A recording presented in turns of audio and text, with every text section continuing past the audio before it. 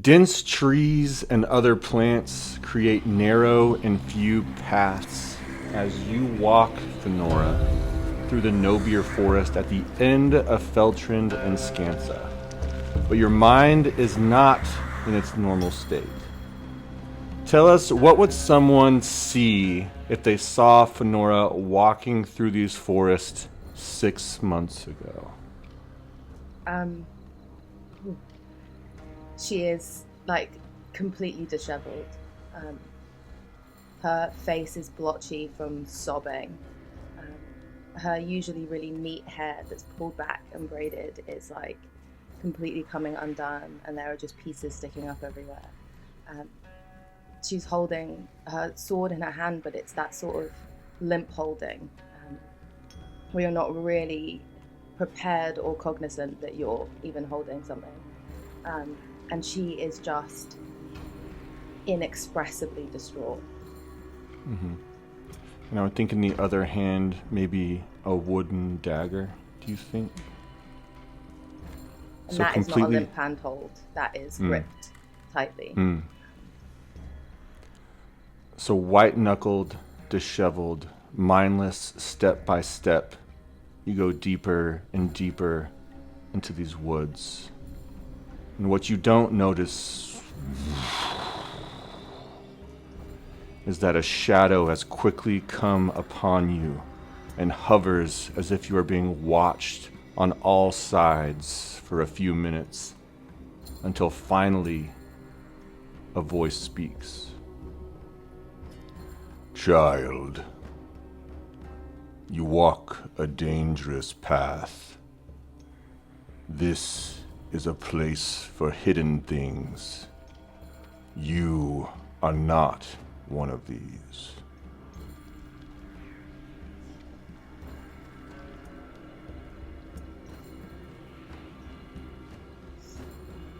I think she tries to find where the voice is coming from, and no longer is the sword in her hand a limp grip, but she is prepared to fight.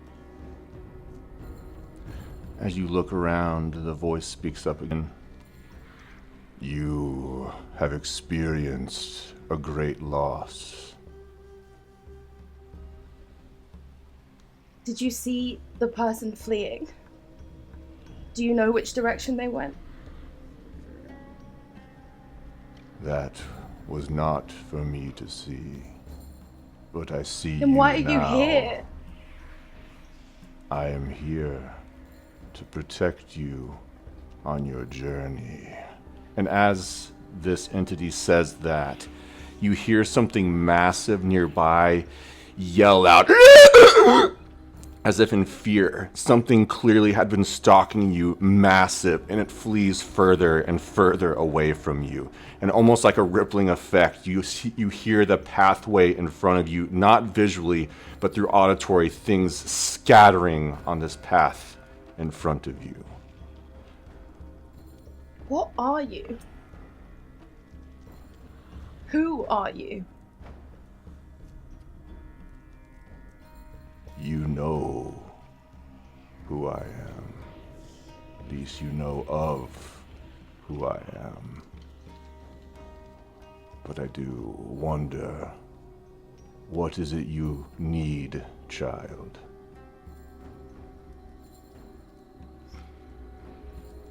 I need to know what happened. I need to know what happened so I can fix it.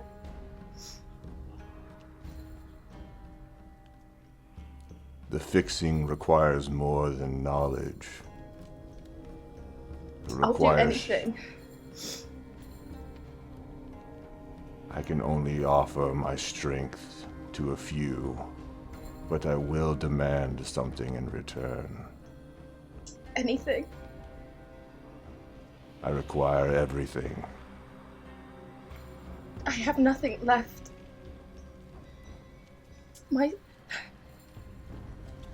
If you can't bring my sister back, then you can take anything.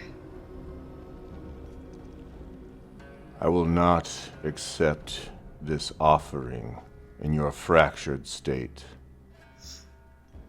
but I will put a whisper of my tenets in your mind, my desires in your heart, my will in your core. And then when you are ready, my gifts will be there for you to decide.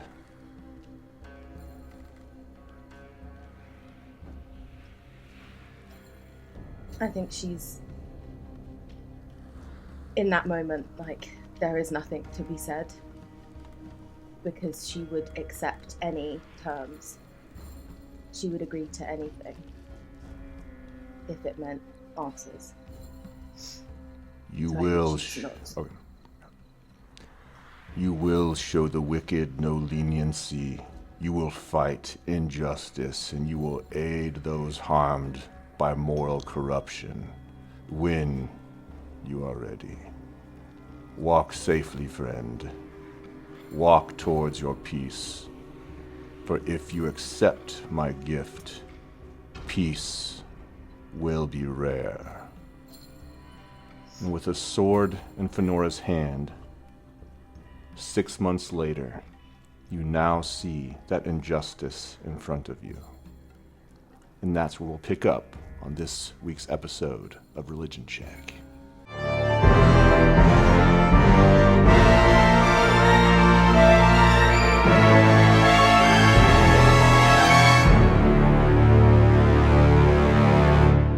Welcome, heretics. This is Religion Check, a Dungeons & Dragons show for the deconstruction. I am your dungeon master, Braddock Eason, and I'm here with my table of Prodigal Pilgrims. Let's greet them all. We have Addison.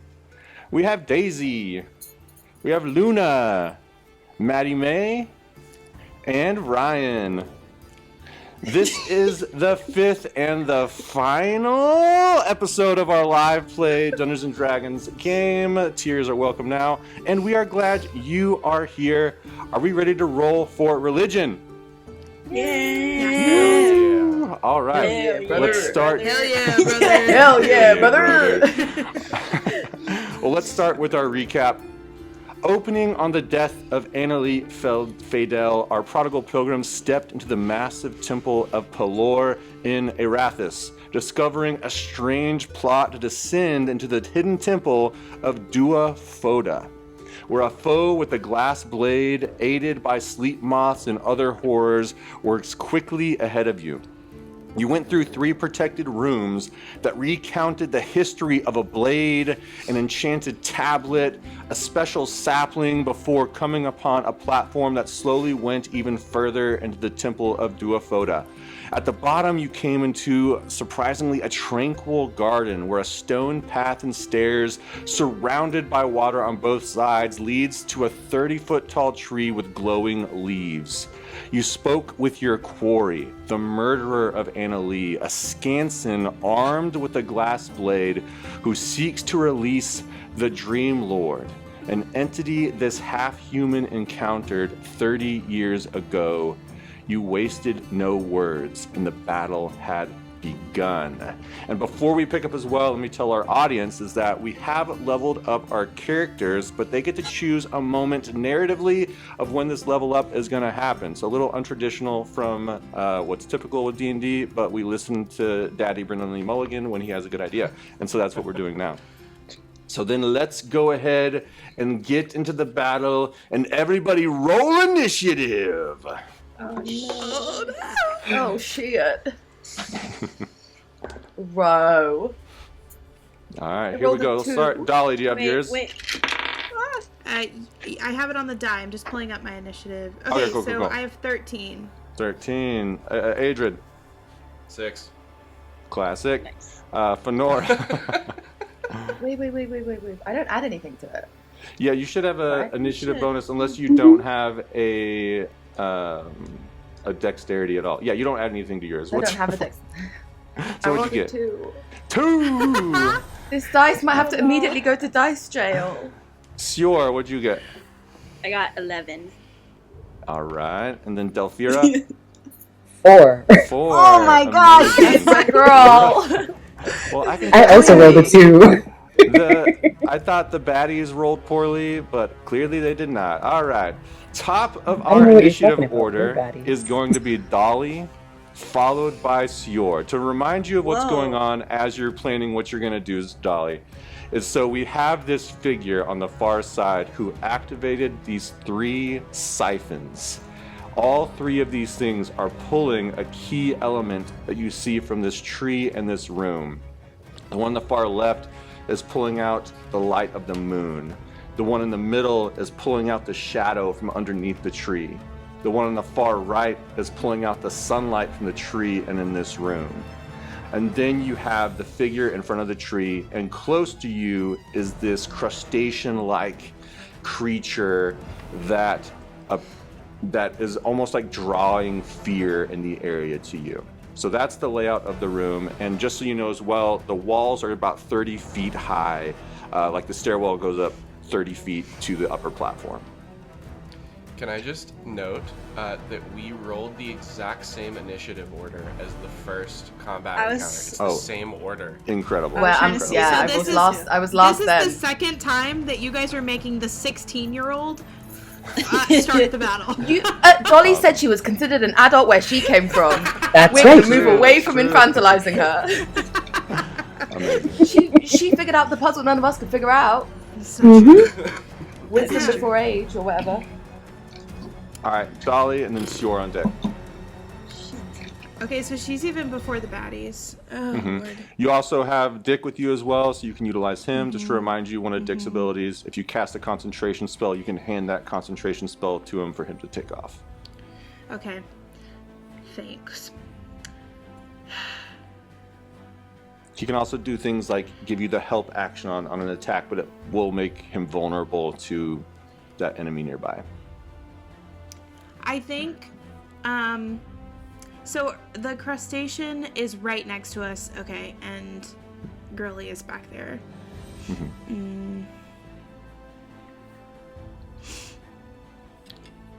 Sorry, guys, I hate being first because it takes It's all me so good. long to figure out That's why I tried to what give you the do. setup too. I was like, let me talk a little bit so Yeah. Mattie Mae can figure some stuff out.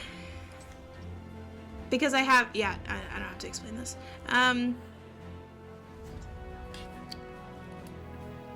I think I'm gonna hold, Okay. entangle. Okay. Can I hold it for if either of them tries to move towards us? Yes, and so just to tell you as well that this, even if they don't move towards you, it still will use up that spell slot if you're okay with that. So they even if they never move towards us? Correct. Yeah. Okay, then I'll hold it for if either of well, that makes me think they're not going to move toward us. I'm just letting you know in general, like you might think like I might save my spell slot and like do this, but if you're holding it, it means like you're casting the spell in your mind, burning up that spell slot. Okay. I think for my action, I'm trying to play as Dolly here. Because I don't think Dolly would be the first person to attack anyone. You can also, Mattie Mae, if you want, you can say I send my turn down the line, and wherever you send it to, that's where it'll be permanently. And so if you want to do that as well, we can do that, and we can pass it on to I Sior. think, if it's okay, can I use my turn to just get more information? Yeah. What do you want to look at? I think she'd be really interested on whether what is happening with the tree, if it's supposed to be happening, or if it's like the woman doing it. Sorry, maybe that's clear to everybody else, but just maybe more information about what's going on with the tree and That was how a the good woman question. and the crustacean are involved in the tree. Since you're situation. focusing on the tree, go ahead and make this a nature check. Okay.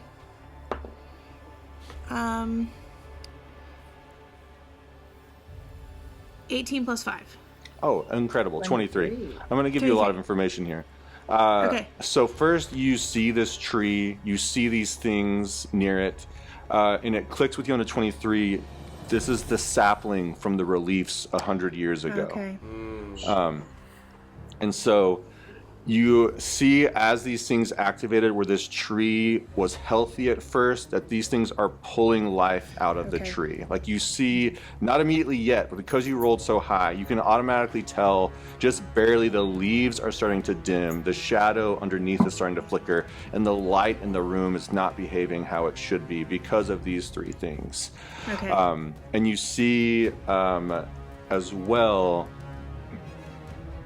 not quite yet. I'll say like you can kind of see it barely, like a thick darkness is starting to seep out of the essence of the tree. Okay. Yeah. Which is not supposed to be happening. Okay. So that is just, so with 5.5E, that is like a search action. So that's a great use of your search action. Give you a lot of information, so I think that's good. There's one more thing I would like to know if I can do, if that's okay with you. Yeah.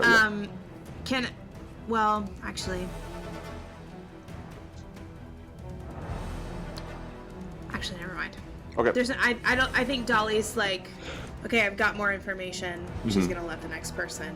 You can also use, doesn't mean you have to use it. You can use a bonus action shillelagh, which will let you, it's not a concentration spell, but you can put this energy into like a club or a quarterstaff, so like you can use your spell casting thing, and then if you ever happen to have to like need to bop somebody with it, it makes it a little stronger for you to do that, if you want to do that. Okay, sure, yeah, she would just, she'd pull out her, it's on a, can she do it on a quarterstaff?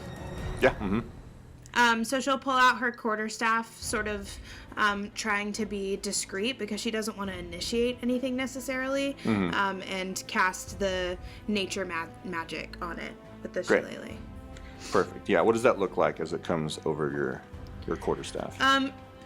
To people paying attention, it's just sort of, again, like this this warm light that comes around it, and I'd say like maybe some like extra moss like sprouts along it, but again, she's trying to hide it, so Okay. Sounds good. Anything with Dick? no, I think she's feeling protective of Dick right now. Great. All right, then we come to Sior. You are up. Awesome. Definitely not scared at all, you guys. Okay, first for my bonus action, can I use my sorcery points to open a second level spell slot? For sure. Yep. Okay, so let me just do that real quick. Great. Oh, sorry. This is so slow. Great. So that's going to take up all your sorcery points, which is fine. Yeah, that's fine. That's fine. Okay, great. I read the rules, Brad. Heck yeah! Okay, so that was for the audience. Nothing... Just letting the audience know. Yeah. So that. Okay, so nothing looks like they're coming towards us yet. They're just kind of hanging out, like nothing's ready to fight at us yet. It hasn't been their initiative yet, so. Okay. Hard to know. So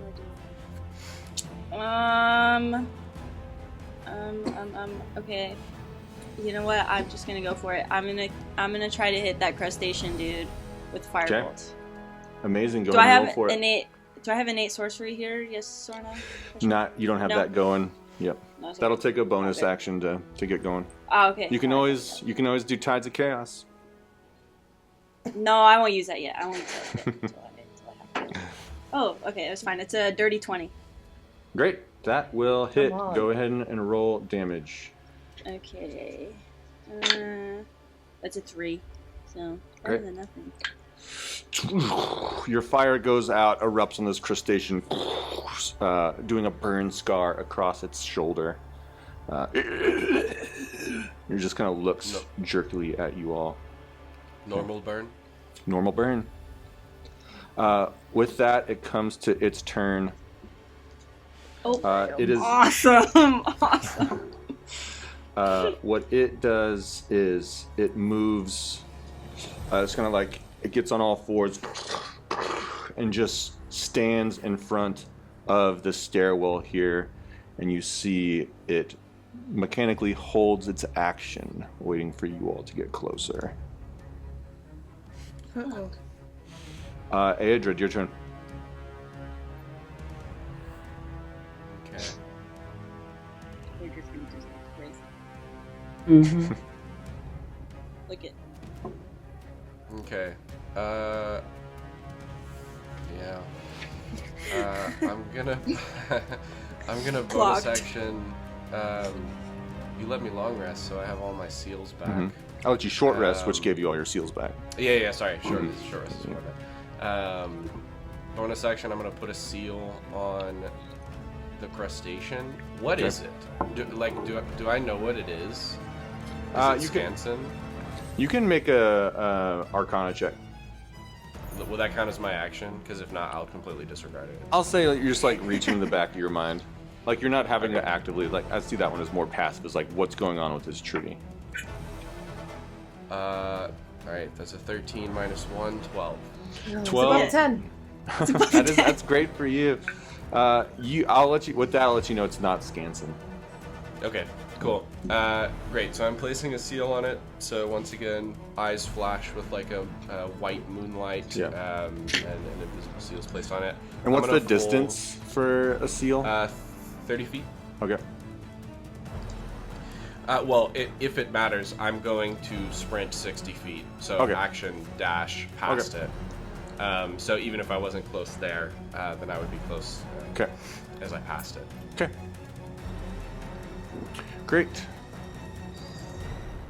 That's everything. All right, great turn. All right, it now comes to the enemy's turn as she sees you approach, and she says, as she sees you approaching, she says, "You know better than most what was taken from us." And you see, with the blade in one arm, she starts crafting runes in her other one. Then she closes it off as this vortex forms around you. If I can find... Motherfucker, damn. Oh, there's my layer. All right. Shit.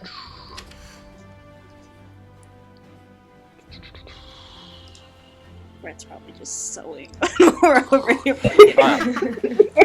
So you're surrounded by this world of darkness, mechanically and difficult terrain. You feel nightmares approaching you. Every dark dream you've ever had, you feel it pressing on you at this point, but it won't affect you until the start of your next turn. So get ready for that. So essentially, once you enter this, or at the start of your next turn, it'll affect you. All right, and they stay there, blade drawn. And with that, we come to Delphira. Okay. I am going to... Can I move back one? You have Or, tuck exactly into one that spot. little... You have more you can move back, into the hallway near the platform, but there's not much. I'd say maybe 10 more feet you can move back. I may as well stay where I am then. Alright, I am also going to cast Firebolt. It seemed like it worked. So I'm going to trust with what we know. Have I seen this thing before at all? Have I read anything about it? You can make you can make a history check. Okay.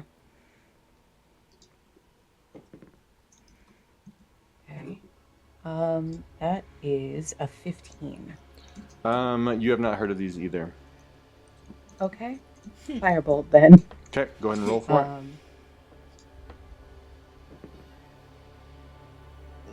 Does a 10 hit? It does not. It ducks out of the way now after seeing the last one. Oh, good. Alright. In that case, I think I'm out of stuff that I can really do. So yeah, I'm gonna call it. Okay. All right, Fenora, to you. Okay, how far away is the crab? Let's see here. Is it 30 feet? Yep, you can get in fighting distance within 30 feet. to it. Okay, I want a bonus action Divine Smite, and then I want to lob my javelin at it, because my javelin's distance is 30 feet. Cool. Go ahead and roll to hit. Okay, and I also have, because the javelin also has an extra effect if I hit it, because it's slow. 19? 19 will hit for sure. Okay, I'm rolling better today, thank you God. An 18 plus. So I have to pause you here really fast. I want you to double check the rules before I stopped you. So, because I know Oath of Vengeance doesn't function the same, but for a smite, it does have to be a melee weapon or an unarmed strike. So you'll have to get up in melee with this thing. Once you can move within 30 feet of it, pull out your longsword. Yeah, but doesn't that take up? Oh, because I can move and then I can attack, right? Yep, and I'll let you keep that same roll. You'll let me keep the same roll? Yeah. You would have rolled it regardless. I would have stopped you and been like, oh, you have to actually use your longsword. So, yeah. Okay, then I will do that as a melee attack, because then I can use unarmed. I can use Divine Smite, but also because I have a proficiency, weapons, melee, blah blah blah, whatever the word is. The longsword also has the effect of sap. So if you hit a creature with the longsword, they have disadvantage on their next attack roll before the start of my next turn. Which is good, because then that's the end. So with Divine Smite, I get 2d8. So I rolled an 18 on the damage, first and foremost. To hit, correct? Or what do you mean? So I rolled a 19 to hit, and then I rolled an 18. So damage is just you're rolling your D8 and your other D8s. Oh, yeah. So D20 won't have any effect on damage, other than to hit. My brain, she's mush. All good. You started off doing some real emotional stuff for Fenora, and she's like, hey, what the hell's going on? So essentially, with the smite, because you have your sword, you have your smite damage. So sword is 1d8, 2d8 for the smite, and so 3d8 plus 6. Do you want me to roll 3 separate d8s, or do you want me to roll one and do all 3? Roll three separate ones. Okay, a 4, a 1, okay, and a 5. So 10 plus 16. Yep. Plus 6 because the seal burns, and I rolled a 6 on my d6. Oh, great. Okay, so 22. Great. Right? That thing's looking rough now. Yep. Okay. And then, it has disadvantage on its attack rolls until my next turn. Perfect. Sick. All right. Finally, I did something helpful. Woohoo! Always doing something helpful. So sunlight and moonlight bend and shadows stretch, and the tree begins to wither as these things activate near the tree. I have a tracker I have over here that I'm tracking the death of this tree, essentially. But we come back to Dolly at the top of the initiative order. So Dolly would like to move up 35 feet. Okay. And then I'm gonna see where she's at. Oh, I had the held action too. So that thing does attack you not you, Dolly. It did attack Fenora. And it does come, I know this sounds like I'm cheating, but it did come, I just forgot, before you did your sap. So this one is a straight roll, but the sap will still come through next time. Bad vibes. I still the bad vibes worked. I rolled a 3 on the die plus, and so that's not going to help me out here. My AC is 16. We're manifesting. Great. Okay, so then Dolly, you ran 35 feet, and you're now next to this crustacean 10, thing. 15, 20, 25, 30. 35. Okay. I'm just gonna try to bop this guy. Great. Pop away. Bonk him. Bonk. I'm gonna bonk him. Yeah. All right, roll a d20. Like in the most, like. Okay, actually, I'll see if it hits, and then I'll narrate. Oh, that was. Okay. Does a 17 hit? 17 does hit. Yes. Okay. So in like Oh, well, I guess I should roll my damage before I narrate. Yeah, and so this is 1d8 plus 4, so it's yeah. 1d8. I always forget what the d8 looks like. Okay, got it. Cool. D8. 8! Plus 4. So, 12. 12. Okay, narrate killing this thing. you come up and just Yes, Okay. But I get the chance to not kill it, right? If it's a melee I can attack, knock it technically you can knock it out. Okay. Okay, she's gonna kill it. Okay. But accidentally. Perfect. I love it. So she's gonna like come up, like run up to it and be like, "Ah!" and like hit it like it's like she's killing a cockroach and like is so like grossed out. And as she like hits it, she's like, oh my god, like so like grossed out by what just happened. Awesome. Also, there's like a burst of like nature energy like as you hit it as well. Just like. I thought you were gonna say guts. Oh yeah, it makes its guts explode out. No, but this thing just crumples on the floor in front of you here, unmoving. She like looks over at Fenora and is like what just happened? Yeah. Amazing. You did great, Dolly. Thank you so much. All right. Do you want a candy?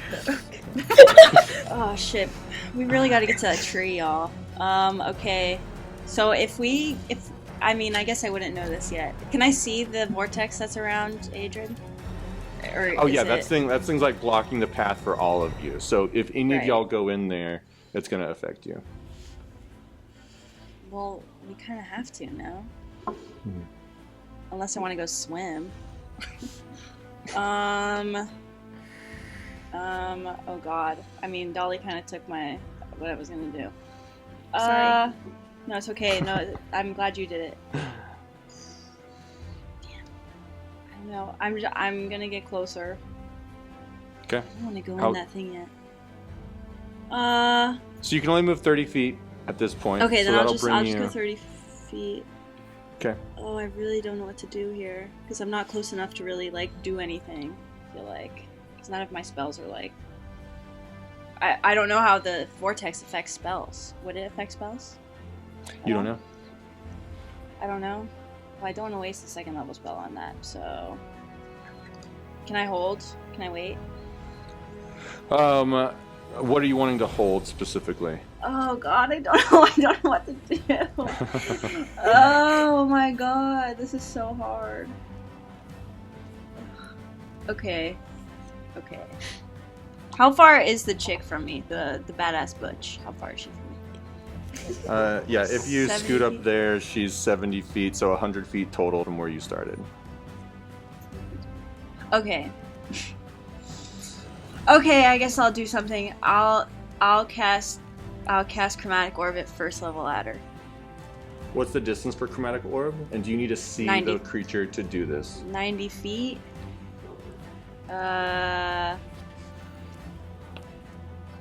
Son of a bitch. Guys, So is the I'm vortex really stuck. obscuring It's her? all good, it's all good.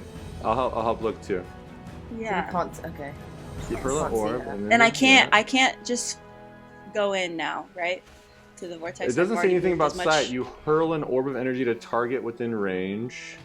Range spell attack against the target on a hit. The target. So I don't know if there's new rules specifically with ranged spell attack.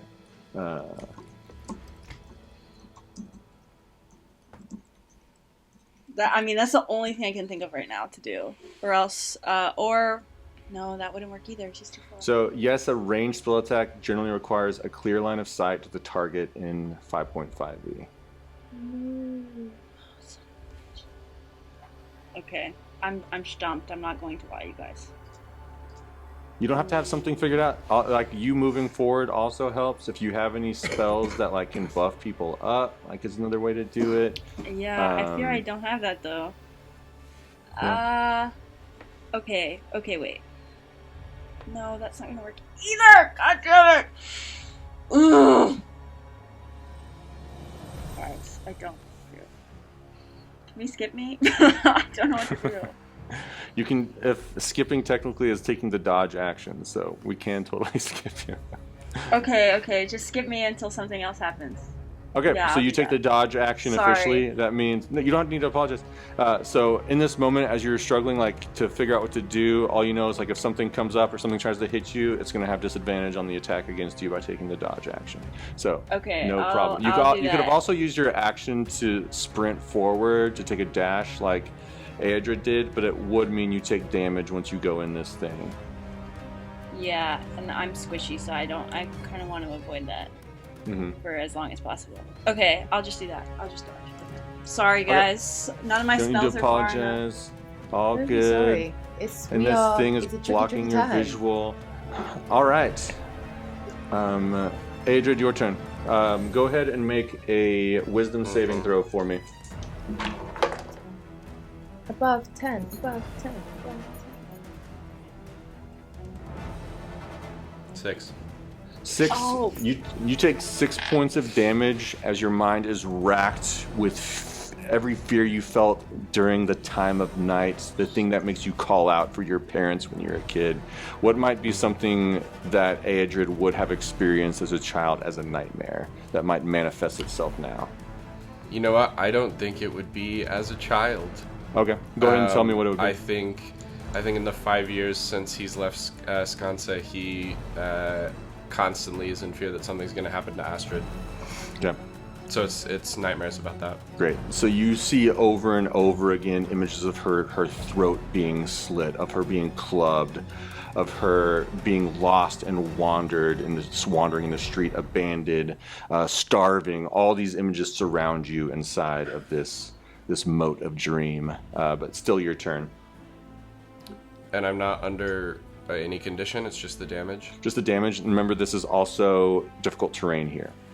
Yeah. Okay. I'm going to once again fully dash through. So 5, 10, 15, 20, 25, 30, 35, 40. Okay. I want to stay... Yeah, Brett, right there is good. I want to stay back. Is there another one in front of me? Yeah, another one appeared after the battle began. Yeah.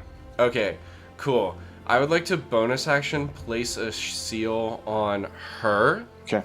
And this time I will reach out my hand and kind of like, almost similar to what she did, kind of turn my hand and runes in Abyssal script will alight in my hand. And in Abyssal I will say, I am on your side. And I'm going to attempt to charm her with my charm enemy seal. So is it actually a charm spell? It is basically a charm. It's not a spell. It's an effect. So she does have to make a DC 14 charisma save. Okay, cool. Maybe make sure it's nothing with like, charm when you can attempt to charm them. Okay, cool, sweet. All right, what's my save? 14. Cool. All right, here we go. It's a charisma saving throw. Great. She gets a blanket benefit to all of her saving throws. So even though she has a high charisma, she still only gets a +3 to this. Okay. So you said 14? All right. It's a 6. She is charmed. So what is the effect of the charm spell on her? So regards me as a friendly acquaintance, and it lasts for an hour or until me or my companions do anything to harm them. Okay. An hour? An hour. And I would like to just say, like, we are here to help you drop your spell. Okay. All right, with that, it is her turn. She says, the gods of the sun, moon, and this unknown god captured the Dream Lord, then erased the world's memory of it. I will not be dropping them, but we will fight together. And she casts a spell on herself at this time as you see this armor appear around her. Wait. All right. I will say now that you're up there too, you see 3 glyphs underneath each of these siphons next to it. Kind of Sorry, there's 3 each, so 3 for each place. 3 for each one, yeah. Okay. All right. That was her turn. Delphira, now back to you. So we didn't see any of this happen. Nope. Because we can't see through this. Mm-mm. Cool, Good question, so yeah. Okay. I'm gonna move forward however close I can get to this horrible dark orb without going in. Okay.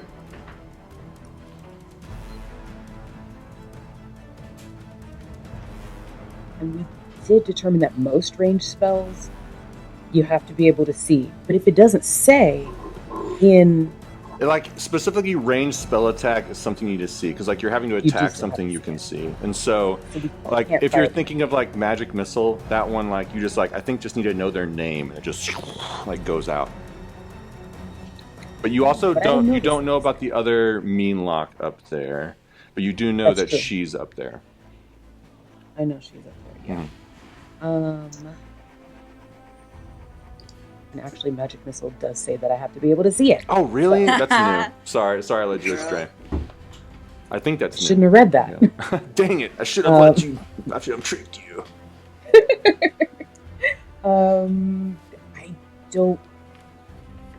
don't have any kind of like dispel magic or anything. Yeah. Who the hell designed this battle? What the hell? Yeah. Can I use, if I'm dashing, do I have to use my full movement? If you're dashing, you don't. No. It's just like you have 30 feet, and it gives yourself like an additional 30 feet to use however you want to. An additional like up to 30 feet. Okay. Right. I kind of want to go up to it. Okay.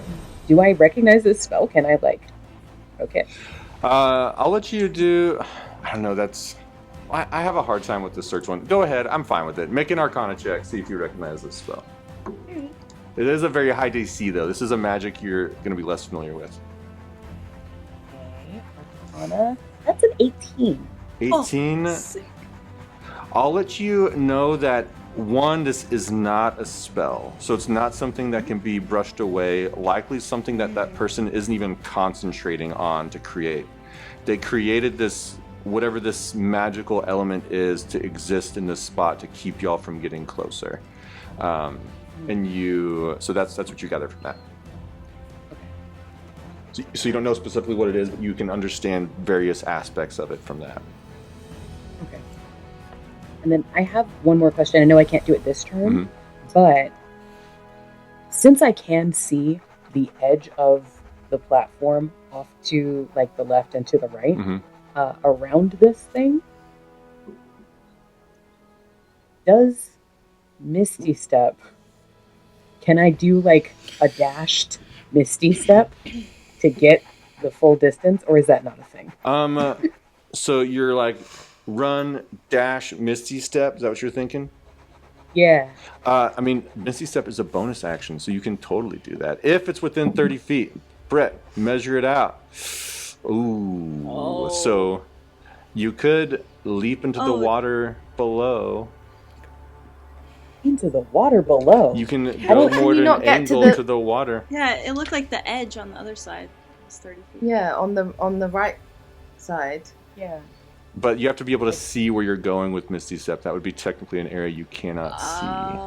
Oh shit. Which And I this think, thing off- yeah, so you have 15 more feet of movement is what I think. And so you could, what I'm saying is like, in whatever, if it would be elegant, if it would be inelegant, you could leap off the side of this stairwell and teleport up to the platform. Dude, Oh, that total would be Nightcrawler sick, shit. bro. That would be sick. Yeah, see? Yeah. So jump off there and then teleport to Yeah, just barely, yeah. probably like not next to Idrid. Like over there, yeah. Yeah. Yeah. Let's This seems like such a bad idea. I'm so squishy. I feel I will immediately die. But Yeah, let if us this know. is not a Paint us spell, a picture. It's a great Let us know idea. what it looks like. as you're doing this. As a wizard who's not the most dexterous, not the most athletic.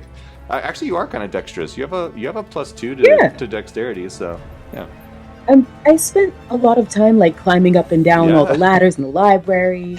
I live in a big tree, like it's a whole thing. Mm-hmm. That's a good point. So I think I am gonna tell everyone else like what I discovered about it. Mm-hmm. That it's not a spell, and we either have to go around or go through. I don't want to use Misty Step on this. Mm-hmm. I want to just walk through it, but I'm scared. Yeah. So I'm not gonna do anything. I'm just gonna wait. Okay, sounds good. I'm very scared of getting over there and immediately dying. Totally get it. Totally get real. it. All right. So with that, then we come to Fenora. So, can I ask a clarifying question? Yep. The spell, the seal that Eadred placed on her means that she is charmed to think that we're chill. So we technically, if we attack her, we break that condition, right? You don't know that. You don't know that. Yeah, but we don't know that. You also. Okay. I don't know that. Fenora just. You would have heard. I don't know if this would affect any of y'all. You would have heard. Actually, you wouldn't, unless you understand Abyssal, you wouldn't have heard anything. I spoke in Okay. Abyssal, Yeah. So never mind. Yeah. Yeah. So you don't Okay, know that well, she's so- charmed. So Fenora is under the impression that Eadred's over there with the scary lady, Yeah. or at least that he's in the middle. Mm-hmm. At this point, you say that it doesn't, because if I was to cast Protection from Good and Evil and then do a dash action through, Ooh. but you're saying to me that this is not a spell that gives people the charmed or the frightened condition. If Delphira shared that, you... I did. Okay, yeah. Also, Protection from Good and Evil is an action, so you couldn't move then dash. It would be... Okay. Yeah. I'm gonna, how many hit points do I have? Fuck it. I'm gonna just leg it. I think Fenora would just leg it through at this, Great. like, that's the choice that she would make, to just dash. All right, go ahead think- and make a wisdom saving throw as you dash through it. And it'll be difficult terrain once you get in there. Can I not make it all the way through? No, so difficult terrain in D&D means Half like... the half it's your speed, half your... half movement, yeah. Okay, we're gonna roll well, because we've been rolling really well, everything's fine. Oh, shit. Oh, God, that's a 9. 9? Tell me what nightmares come to you as you make through. What is it you see as you take 9 points of damage? Fenora sees the moment her sister dies. Okay. She sees the moment that she bends down to hold her sister's body and sees her sister look up at her and ask if Fenora's angry at her. And she dies. Are you mad at me? You hear it over and over again as you're stuck in this moat of dream. What's my damage? 9. Oh, baby Jesus. Sorry, baby Omsky. All right. Whew, heavy. All right. You see the tree continue, or these siphons continue to pull out of this tree, darkening it further and further as it gets grayer and the light dims. And with that, we come back to Dolly at the top. Okay.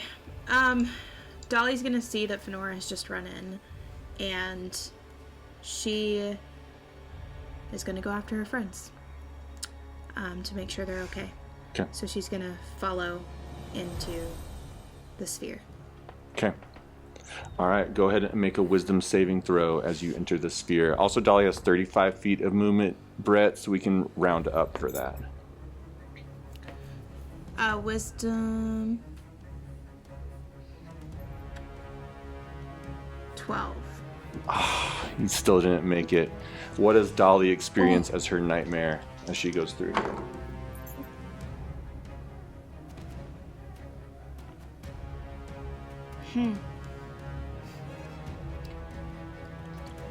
Just complete silence and darkness. You take 4 points of damage with that. Sorry that I rolled so well for you, Daisy. Yeah, damn. That's That's fine. crazy. Yeah. Because you know what? It feels fitting at this point. Terror Yeah. is Yeah. the Fenora vibe. It's 2d6s, so- yeah. Yeah, go ahead. Quick question: if I do get the option, if this doesn't work, I'll do the dash. Okay. But I was wondering if I could cast Minor Illusion through this, or do I need to see where I'm casting it?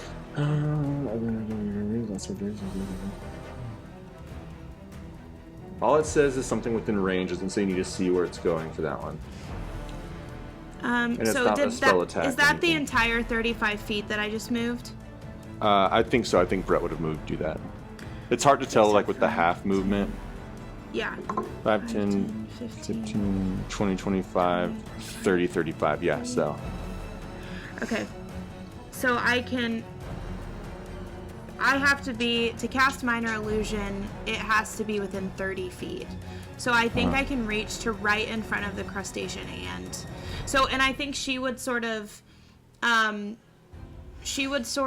like cast it as far forward as she can. Just straight forward, because she remembers sort of like where they were, because she can't see them, right? So you are dashing or you're not dashing? Sorry, I'm not dashing. Okay. I'm casting Minor Illusion, if Okay. that's okay with you. Yeah, so you don't know that crustacean is there, unfortunately, but you do know that Yeah. other person is there. Okay. But she would just sort of cast it as far as in front of her as possible. Okay, great.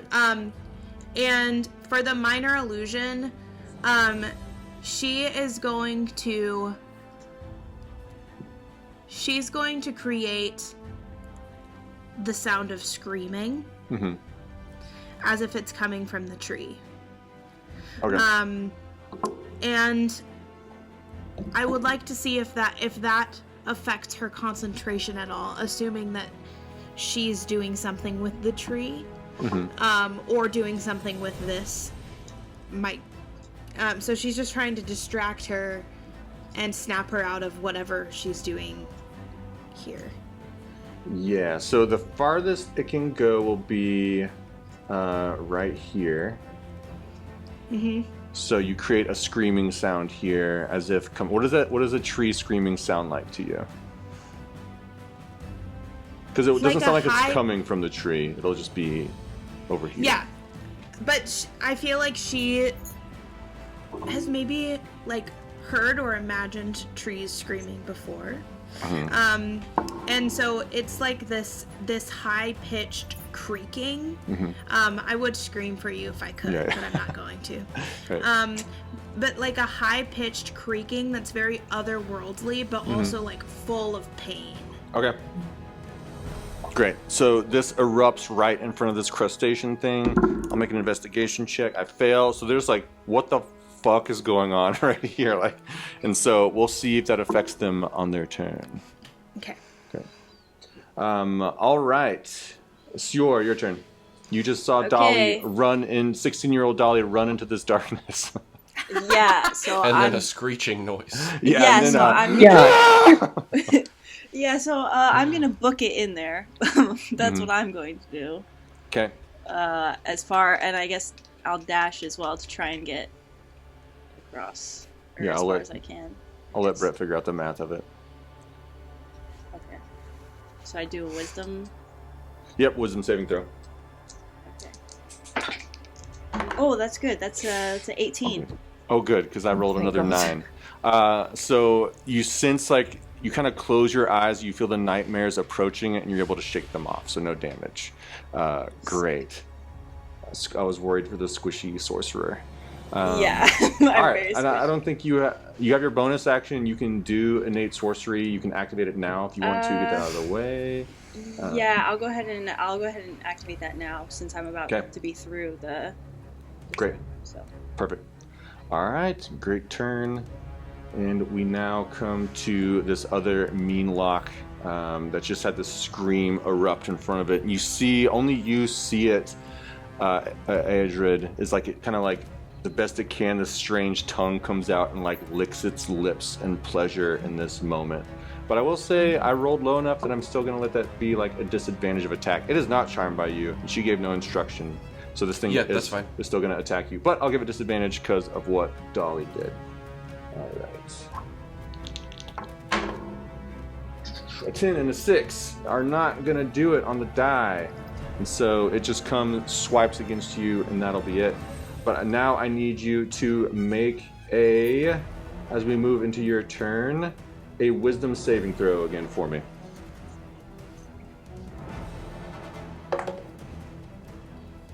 15.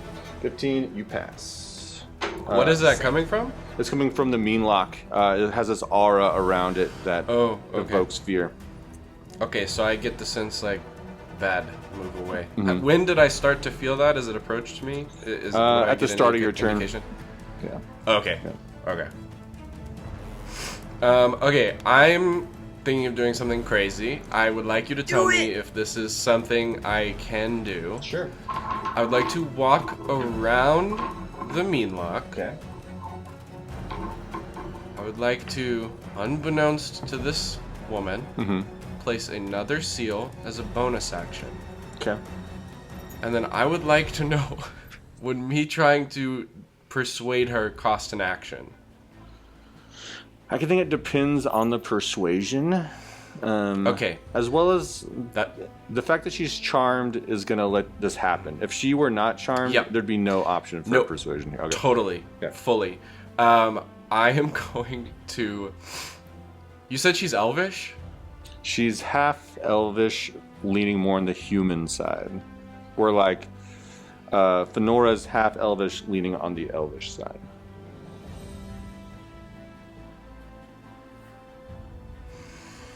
I'll go ahead and tell you too. She's not going to drop what she's doing right now. She's on a mission That's not. Okay, no, okay, cool. I know for sure. Okay. I'm trying to decide if I want to take a gamble to see if she understands Elvish. No, I don't want. I'm just gonna say in common. Okay. I'm going to say, my lady, my blade is purely ceremonial. Give me yours. I will keep you protected. Oh shit. I'll let you roll this. It's gonna be with disadvantage. Like, I still think even though she's charmed. I think this is the same as like asking her to turn these things off. Like, this is something important to her that she's using to accomplish this thing that she's worked. The fact that I'm letting you roll it all, like she's worked 30 years for what's going on here. Wait. I got it. Are you saying this in Elvish? He's saying it in common. If I had said it in Elvish, I would have had advantage against her. But with disadvantage, I got a dirty 20. Dirty 20? Okay. Oh. That's... Now he's rolling. Yeah, I'll... Hell yeah, brother! All right. Brad wants to kill you. No. I'm trying to think, like, if it is just like she doesn't hand it to you, she holds it out to you in this moment. So waiting for you to take it. But you let me know if you feel like after all that, if you think you'd have enough to grab her sword from her.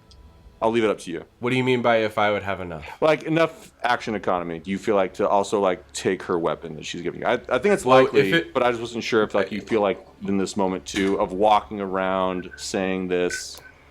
Well, mechanically, isn't it like free object interaction? Isn't that so? I think. Okay. I think he would be able to take it. I was like mapping this out in my head. Yeah, cool. Worked. Yeah, sweet. So he'll take it. Okay. I assume persuasion check was action. Yeah, I'll say that. That's great. For how much you just took from me, I'm gonna make it be an action. Totally. Okay, so I'm gonna take the glass rapier then. Yeah. Great.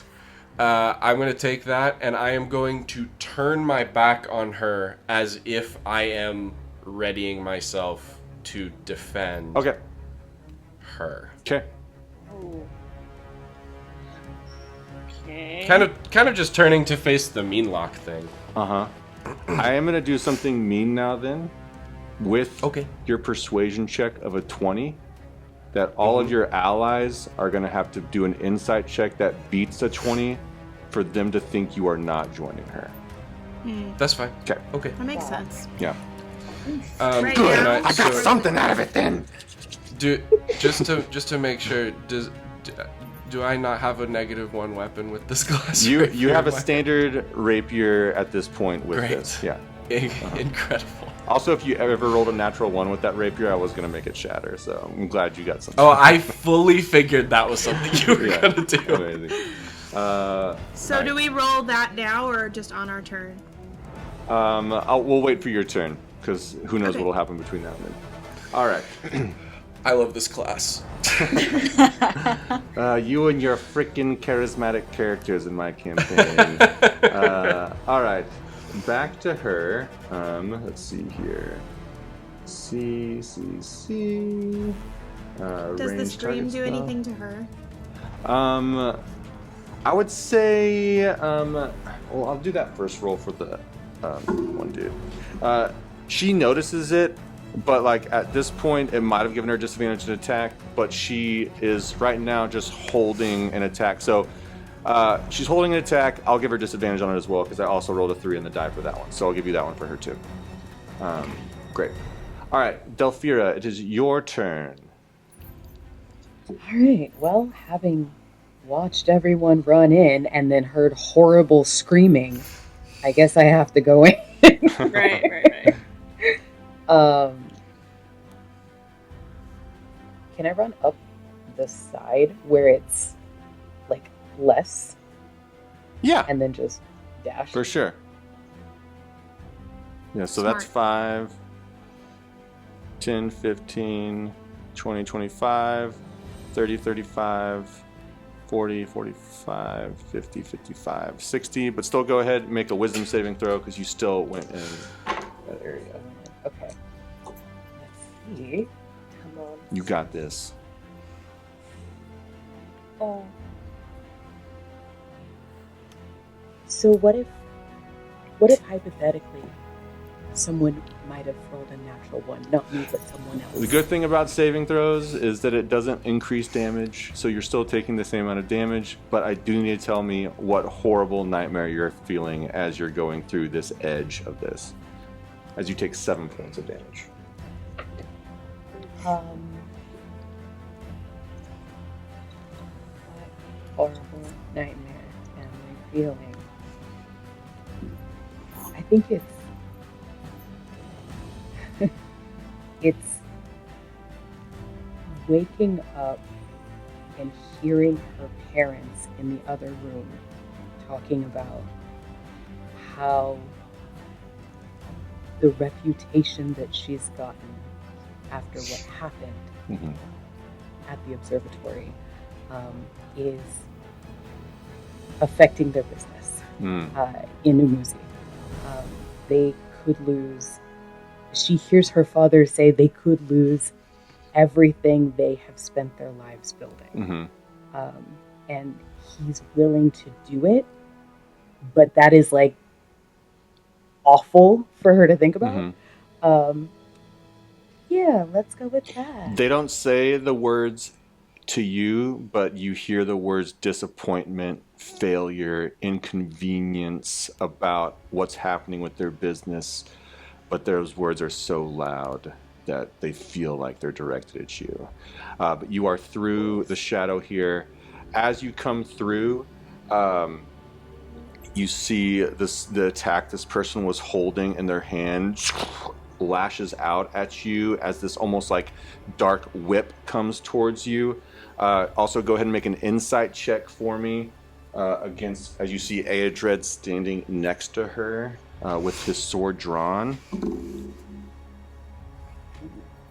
That's a 5 for insight. Okay, so you think Aedred has joined their side as she rolled an 18 to hit. Shield. Go ahead and describe what shield looks like as this red whip comes towards you and you bash it off. It's a constellation of stars, more stars than before, because she is more frightened than before, connecting and just flashes on impact. As it hits the constellation where it does hit, glow bright, and then it fades away. All right, Delphira, you are through. Fenora, now to you. Oh lordy. So I obviously heard the scream. I think Fenora's just trying to book it out of this scary, scary circle of Okay, yeah. misery and bad dreams. 10, 15. I'll say you're through it at that point. Okay. And then I think immediately sees Airdred and is like, what the fuck is going on? Yeah, make an insight check. Oh, guys. Oh, my Guys, I'm stomach scared. just stopped. I'm and dropped. so scared right now. Okay, 21, baby! Hey, amazing. Thank So God. Thank you, Amazing. God, because your 19 connection, and I add 2. your strong connection to Aedrid comes through in this moment. Hey, the Does that mean angst she would have been really good clocks- too. Is she clocking what I'm doing? She clocks that you are like being deceptive right now. Like, yeah. Like essentially your persuasion to say I'm on your side to this person, she is seeing that like, oh, it's actually like a lie. Do I know in this moment that if I attack her, this breaks? No, because Airdred hasn't told me that if I attack her, it breaks his seal. Yeah, you don't Is know that that part. is that the condition of that is the outworking of that condition, right? Right. Um, Aedrid, did you roll deception or persuasion for the sword? I rolled.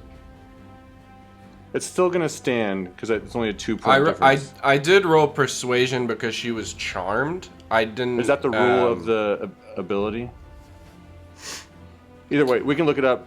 You looked it up as we're still going here because it's still gonna stand. But Yeah, Fenora, I'll look it up. Go ahead. because I've moved, I can't attack the crab, right? Right.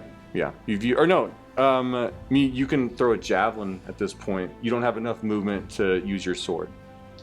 If I throw a javelin, does that risk like spearing Airdred on the other end? Or are we saying the crab No, is I'm not gonna be crustacean-y mean enough like that that. it will? Yeah. Yeah, I'm gonna lob a javelin at a javelin. Hello. A javelin. I'm gonna lob a javelin. I can't even speak.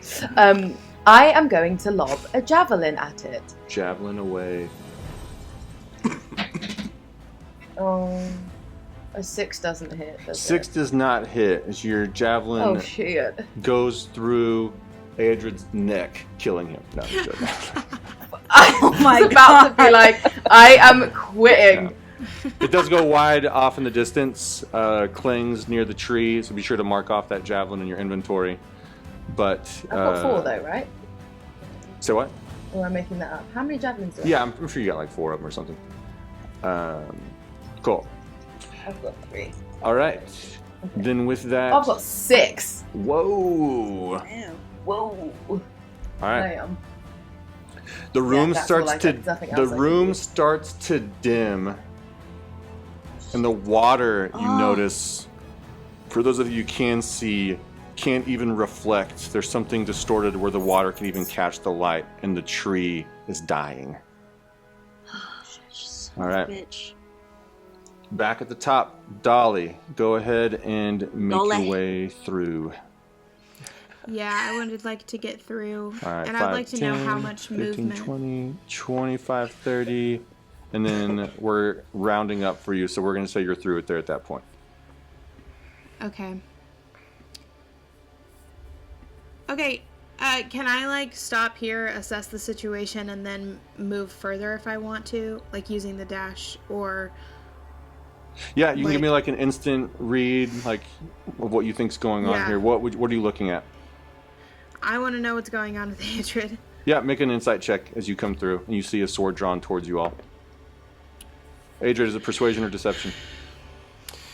Unclear. Okay. I think I assumed that because she was friendly towards me. You're still being deceptive though. Yeah, it would have been an 18. then. Yeah. So this is helping out your allies. So go ahead. Mm-hmm. What you got, Dolly? I got a 13. So you think he has joined her side? Which makes all of, I don't know how Dolly would think, but for each time that he was rude to you, it might make sense at that point. Oh. God. Damn. Damn. Dolly is Sad. going to just look at Aedrid and just sort of like cock her head like in confusion and be like, he must not be thinking right. Like, just, there must be something wrong. In complete denial. And she's gonna use the dash action to move as close to the tree as she possibly can. Okay. Brett's being so nice with his movements for you. I know. Thank you, Brett. That person is still going to get an attack of opportunity against you. Okay. All right. So it brings you right next to the one pulling shadow out, where you see 3 glyphs underneath. As another one of these spell attacks go towards you for an 18 to hit. And is that coming from her? Yeah. Okay. You take 6 damage. Okay. Remember, you also have healing potions if you need it, which are a bonus action to use. All right. Anything with your bonus action, Dolly? I don't know what can I do with a bonus action? You can take that healing potion. But can I look at the tree some more? With what that is, I think for how intensive of studying it is going to be an action to do that one. Okay, that's all right. Then I'm gonna wait. Okay. I'm gonna chill for a bit. Great. Okie dokie. Sior. Okay. I feel sad that I said I'm still okie dokie moving on this. Right. I'm still moving forward. Okay, 5, 10, 15, 20, 25, 30. You are through. You can make an insight on Adrid. Okay, a moment. Yes. 1 moment, please. Oh God, it's a 6. All right, Adrid's against you. Oh, you're about to be Okay. pissed. And you have another crustacean next to you. Okay.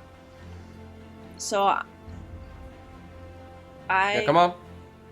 Dolly, or you're Dolly. I'm Sior. Sior's gonna see Adrian and be super pissed, like, what the fuck, bro?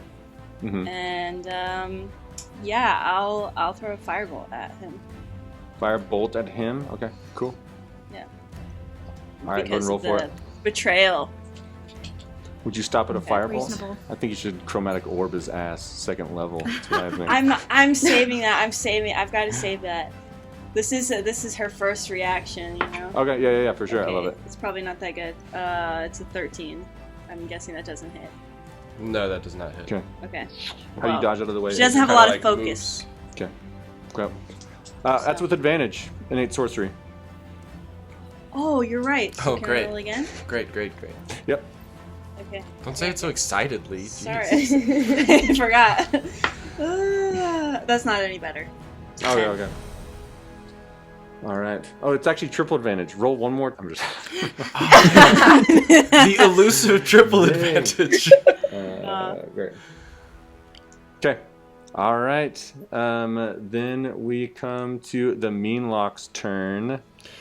It is going to. I'll see who it wants to attack here.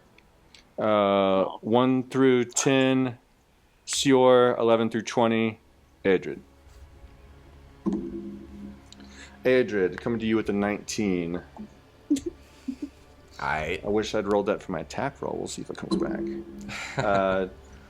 15, I don't think that hits you. No. Okay. It's not. I need to see another thing here with it. Okay.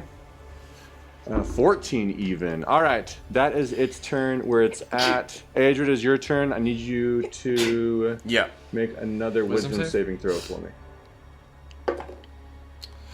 That's a 9. 9. You are frightened until the start of the Okay. creature's next turn. Okay.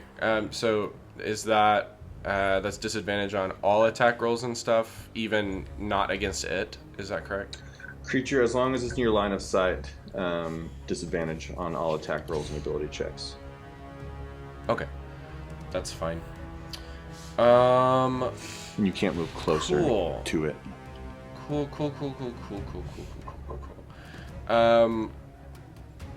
He's gonna take a step to the left. Okay. To be base to base. Yep.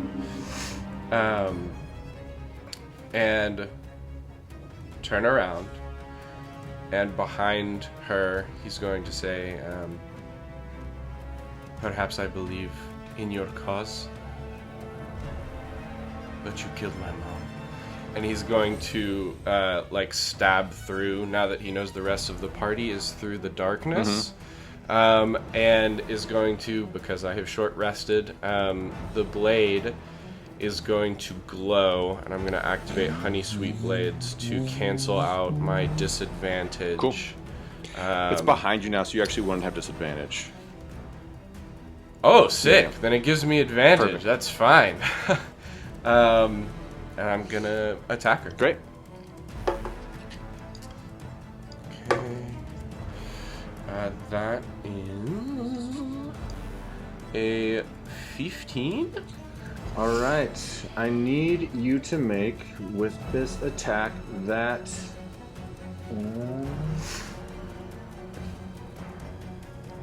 an attack that misses, make a wisdom saving throw for me. 15 It's okay. misses. I got an 19. 19, you pass. The armor still surges around her, starts to fill your mind with that nightmare again. The fact you've resisted means you are now immune to this condition with her, but it does miss. And the charm, I believe, is broken. That would mean that's fine. I was honestly hoping to just buy time and get her. Yeah, I think that's great.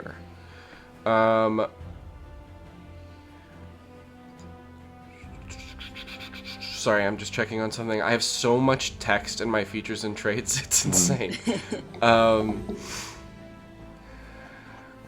the fuck is... There it is. Okay, yeah. Cool. Then I will bonus action place my 4th seal on her, so she will have 3 currently active. Great. All right, Delphira. It is now her turn. She sees you in this moment and says, I know these tricks. I need you to make a Constitution saving throw as she looks around all of you. Yeah, for sure. That's a 1. Great. I was about to. Great. Oh. You had a good run there. I had a good run. This tether forms between you and her, bound where you place, it's where you place seals is where it's bound between you and her. As you take 7 damage. Okay. 7's fine. And you'll take that damage again at the beginning of each of your turns. You can make a saving throw at the end of your turn. Tight. Cool. It is 2d4 though. I just rolled really well that time. Great. And she goes. Now it does go to Delphira. Delphira, I need you to make a wisdom saving throw. Okay. Not too bad. That is 14. 14 passes. You shake off this fear effect. Great. Fantastic.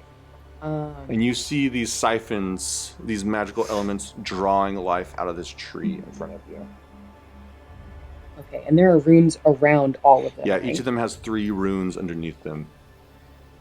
Okay, can I go investigate? It looks like Dolly is near that one. Mm-hmm.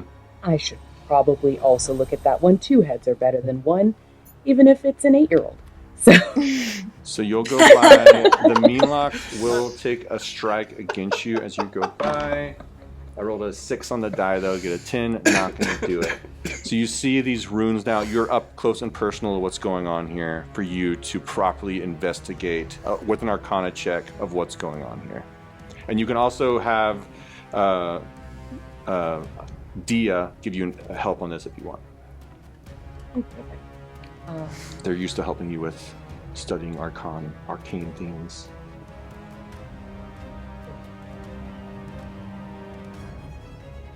14? 14, that was with advantage.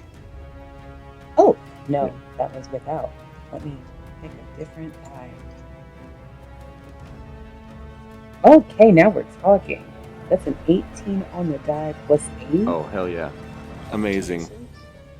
26. Wizards are awesome. Yeah. Okay, so you see these three glyphs glowing, corresponding with these things drawing out energy. So you think a couple things. One, if you disrupt them, it does two things. It will break one of the glyphs. Two, it'll stop it from pulling out within a round mechanically. And so, like, I have a tracker that's moving forward to a number that I'm getting closer and closer to. It would stop one siphon from pulling that round. And you think with a 26 as well, that's really high, that each of these siphons can function similarly but differently. Like, so the one pulling out solar, like, you can kind of think like a creative way might be a way to, like, if I provide it with a source of light, if I stand between it and the tree, it will disrupt it, but it also might affect me in a negative way, but at least I still have my action to do something. But or I can try to damage the glyph directly underneath of it. Same thing with like the moon one, like and you're thinking so fast. I know this is a lot of thing I'm saying here, but you're smart and you're thinking through all this.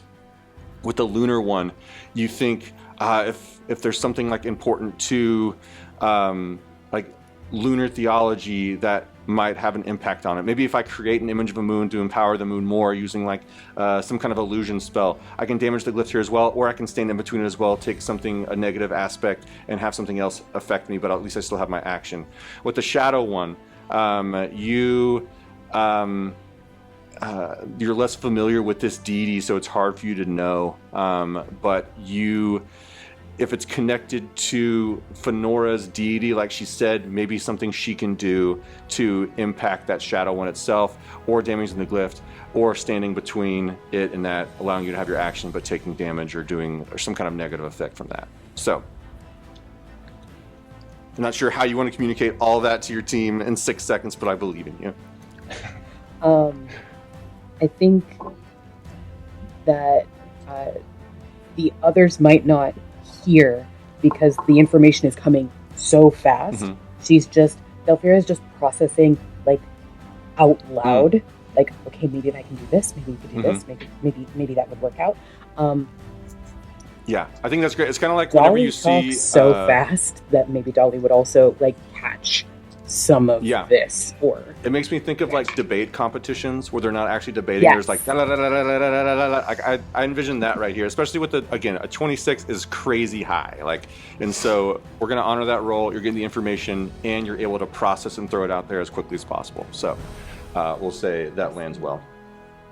Anything with your bonus action, because we're gonna say that took your action to get all that great information. Okay, with my bonus action, I am going to do probably nothing really. Okay. All right. Yeah. Okay. Great round though. A lot of information that I was getting worried that y'all were not getting.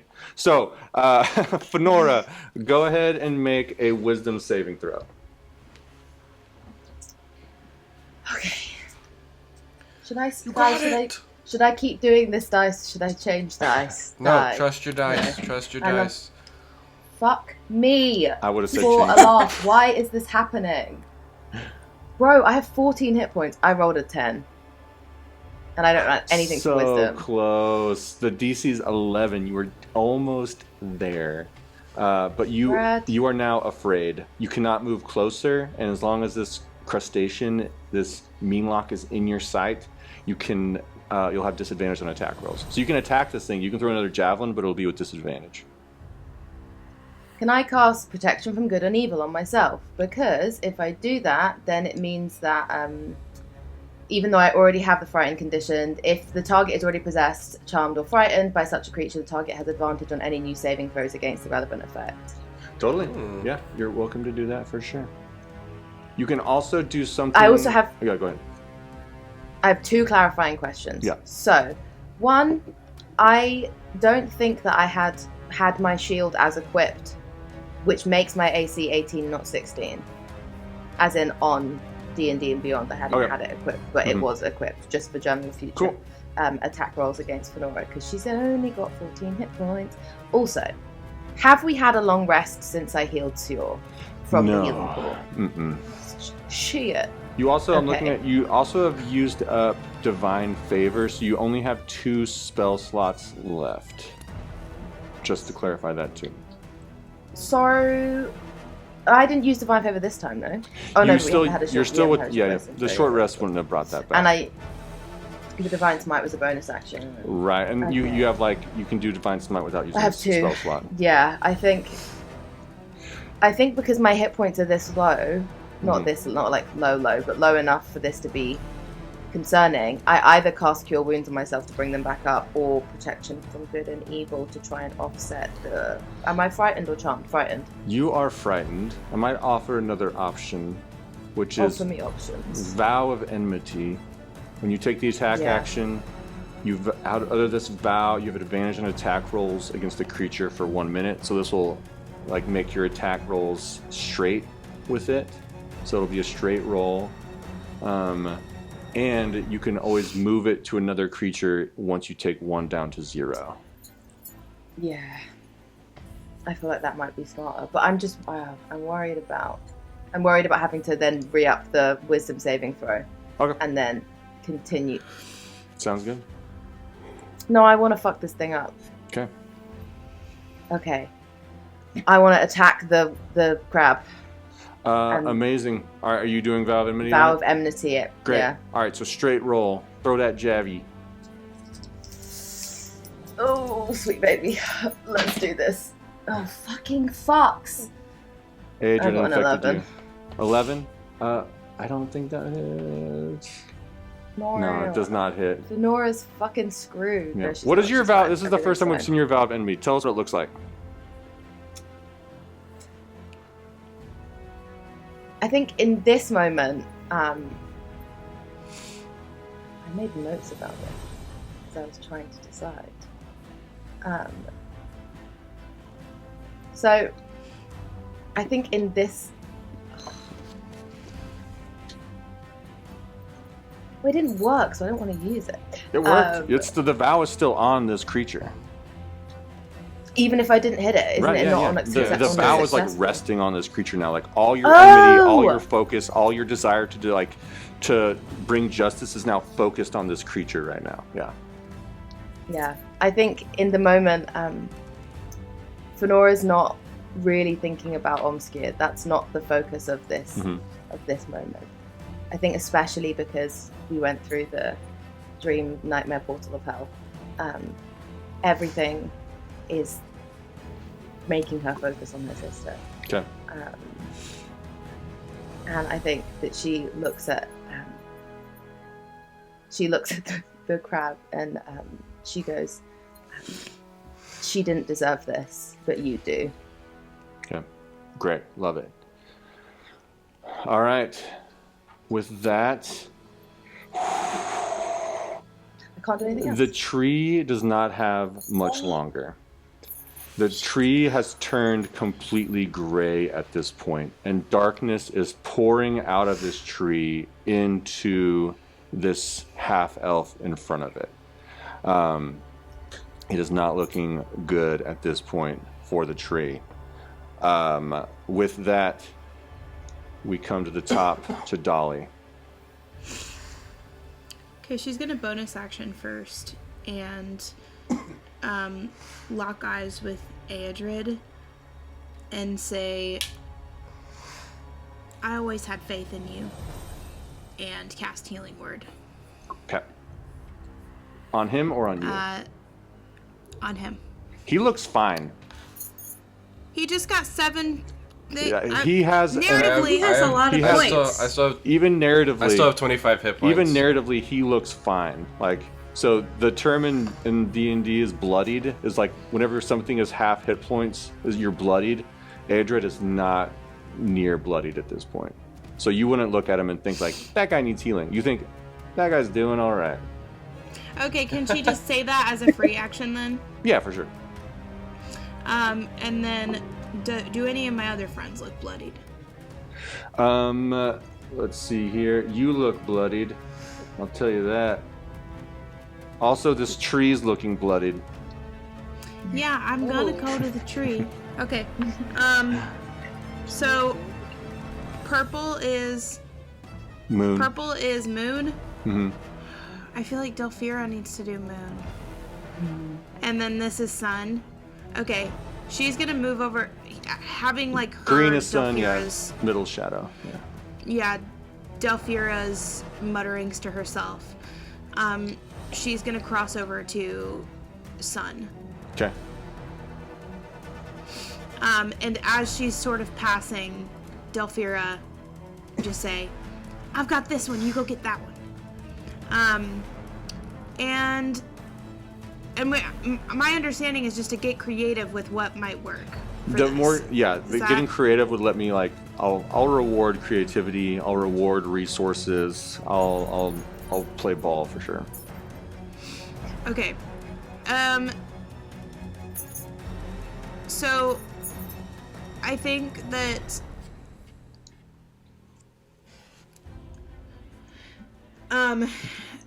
Dolly's gonna cast Minor Illusion and show this tree and rays of sunlight like beaming onto the tree. Mm-hmm. and like growing and like just this beautiful like tree flourishing like above the glyph to see if that might do anything. As you introduce more sunlight into this dimming room, one of the glyphs cracks and breaks. So one of the 3 glyphs is broken, and this thing will not siphon off the tree at the end of this round. Y'all, I'm so stressed right now. Okay. You're stressed. Stressed? I know what's about to happen. Jinx. All right. And then Yeah, go ahead. Dolly will just yell to the group, we have to help the tree. Yeah. Great. All right. Sior. Okay. You still have your Can I bonus hear what action, Dolly- Maddie, if you did want to heal yourself or anything like that. Sorry, What? Addison. You still have your bonus action to use like Okay, healing word. yeah, if you I'll want. heal my. Sure, Or if you don't I'll want to heal use your myself. spell slot, you can use one of the healing potions. Yeah, I'll do the healing potion. Cool. 2d4 plus 2. Go ahead and roll that for yourself Okay. and add it. All right. Addison, you're up. Okay, could I hear Dolly say that to Adrian? For sure. Yeah. Go ahead and make a wisdom saving throw Okay. too while you're at it. Okay. Let's see. That is another 18. 18, great. Yeah, you shake off the fear again from this creature. Okay, so since I heard Dolly say that to Adrid, and I still think that Adrid's on the other side, he's like against us. Right? You've seen him anymore? stab into her. Yeah, you're We good. see You're that? good to go. Yeah, Okay. Sorry, I wanted to double check. Oh no, you're fine. You don't have to apologize at all. Okay, I want to fuck this butch's shit up. Yeah, Okay? do it. That's what I want to do. Because I can see the tree freaking out, about to die, and so I want to start to try and at least do something. And it seems like it's has to do with her. Yeah. So I'm gonna do. Everybody say it with me. Chromatic orb. Chromatic Addison. orb. Chromatic It's such a orb. good Chromatic spell. It is so orb. good. All right, what's advantage? Slay. Oh, okay. That is math. A dirty 20. Amazing. It Yes, hits. It come hits her. on. All right, so Okay. roll 48. Okay. Or wait, what level are you doing it at? What'd you say? Second level. Okay, cool. Yeah. Okay, 48. Okay, I got 2 2s. Amazing. So and it's then gonna I got jump. a 3 and a 6. 2, so 4, So- 10, 13 4 damage plus 9, to that's her. a 13. Yep, 13 damage to her. Plus 9 fire from the 3 seals that burn. 13 plus 9. Great. 22 damage then on that turn to her. She's looking okay still, even after that big hit. Okay. Do I do it again since I got doubles? Yeah, so now you're gonna roll to hit the mean lock, or if you feel like you would make it go to if you feel like you could make it split to one of the other things to help it out, you could do that as well. Whatever you want to do. Okay. Let's see here. Okay, that is a 14. What were I you? didn't see what I was hitting. Yeah, what were you gonna try? Sorry. You're fine. I'll try to hit the shadow siphon thingy. Great. What? Can I hit that? Tell me what element were you putting into this orb as it went out? I would do fire damage for sure. Great. And so, one, you hit her, you send the fire here. Go ahead and be creative with me of how would you empower this shadow using this fire spell in this moment versus just like hitting it. What would you do to like empower this shadow element? To empower the shadow element, right? I can give you ideas too okay. if you want. I don't want to put you too much pressure on you. No. Yeah. So, I'm thinking. My first thought is thinking of a memory, and thinking of like bonfires on the beach and that kind of thing, and how that was a very significant moment for Siora, I think, and trying to fix that. And so I think she would just summon that memory. And because I feel like going through the shadow, the vortex thing where it was like very fearful, I feel like Siora would cling to think about those good memories and stuff. And so seeing something kind of like that, I feel like that would be, so she just kind of shoot it out. I love Does that make it. sense? So you shoot it out, and like in this moment, as that memory comes to you, you realize not to hit this siphon, not to hit the glyphs. You make it land like behind one of the roots reaching out to not hit it, but it hits and casts this long shadow like back into the tree.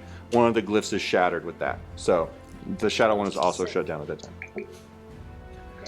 Cool. All right. And that's pretty much it. No? Yep. Yep. Unless you want to try to move away, but you might risk an opportunity attack with that. If you do, it's up to you. I'll just take that. Great. The fear spell is dropped now at the beginning of this creature's turn, but it is going to turn on to you now, Aedrid, attacking its master again to try to hit you. Roll. I've not had great luck rolling there though. Does an 18 hit you? No. You're freaking high AC, bro. An All 18 doesn't hit you? Yeah. No, I have a 20 AC. God damn. It's great. All right, so it misses as well. Aedrid, your turn. Great. You know. All right. Trying to kill her. Great. Go. Roll to hit. 18? 18 hits. Cool.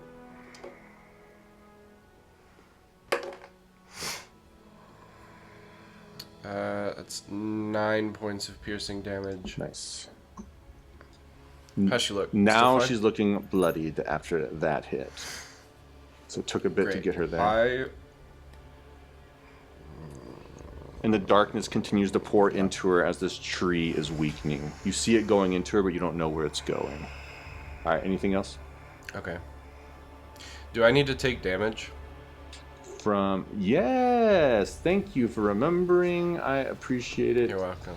Let me double check all the stuff here at the beginning of your turn, and go ahead and make the saving throw again.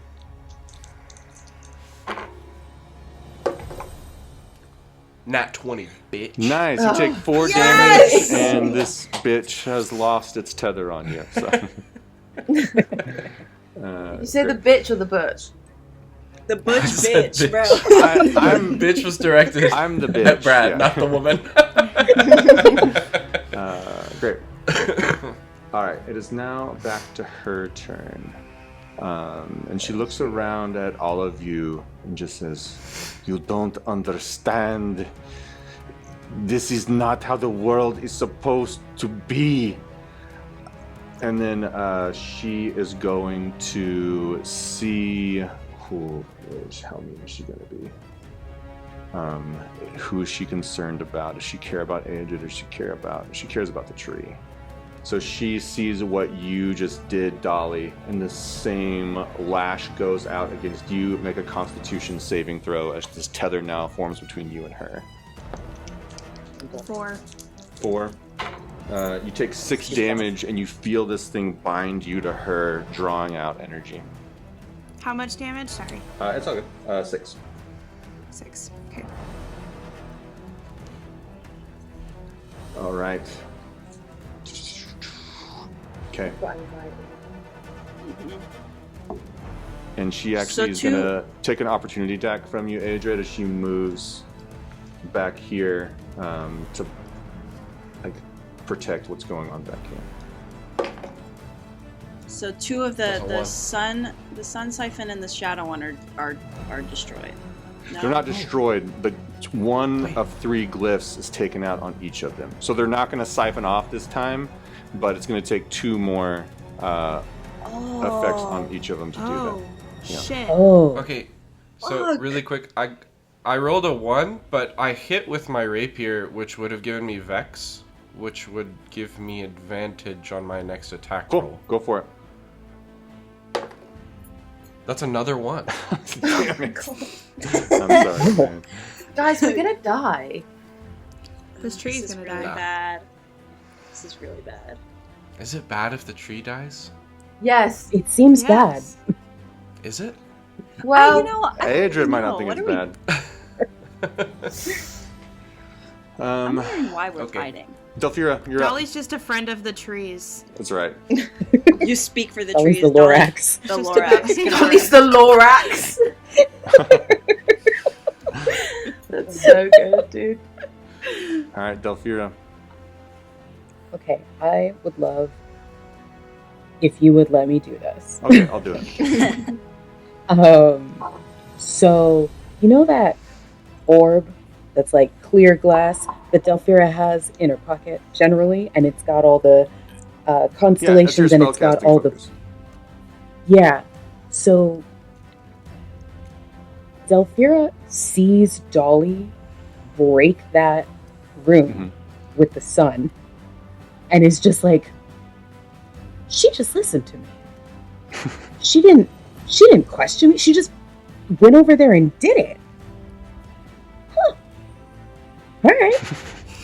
Can I take some of that sunlight that Dolly made and put it up against my spellcasting focus and have it bounce off of the sun and the moon and break a rune on each?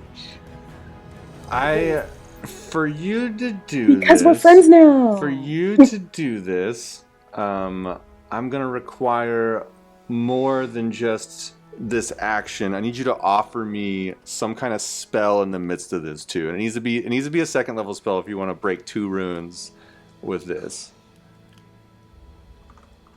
Because I do like what you're working with here. I do like using your astromancer skills, but you're doing a lot with this action here. So you're drawing in this light and causing this celestial event to occur in like your microcosm, essentially, to have it like reflect on both. Is that kind of how I'm understanding you're wanting it to be?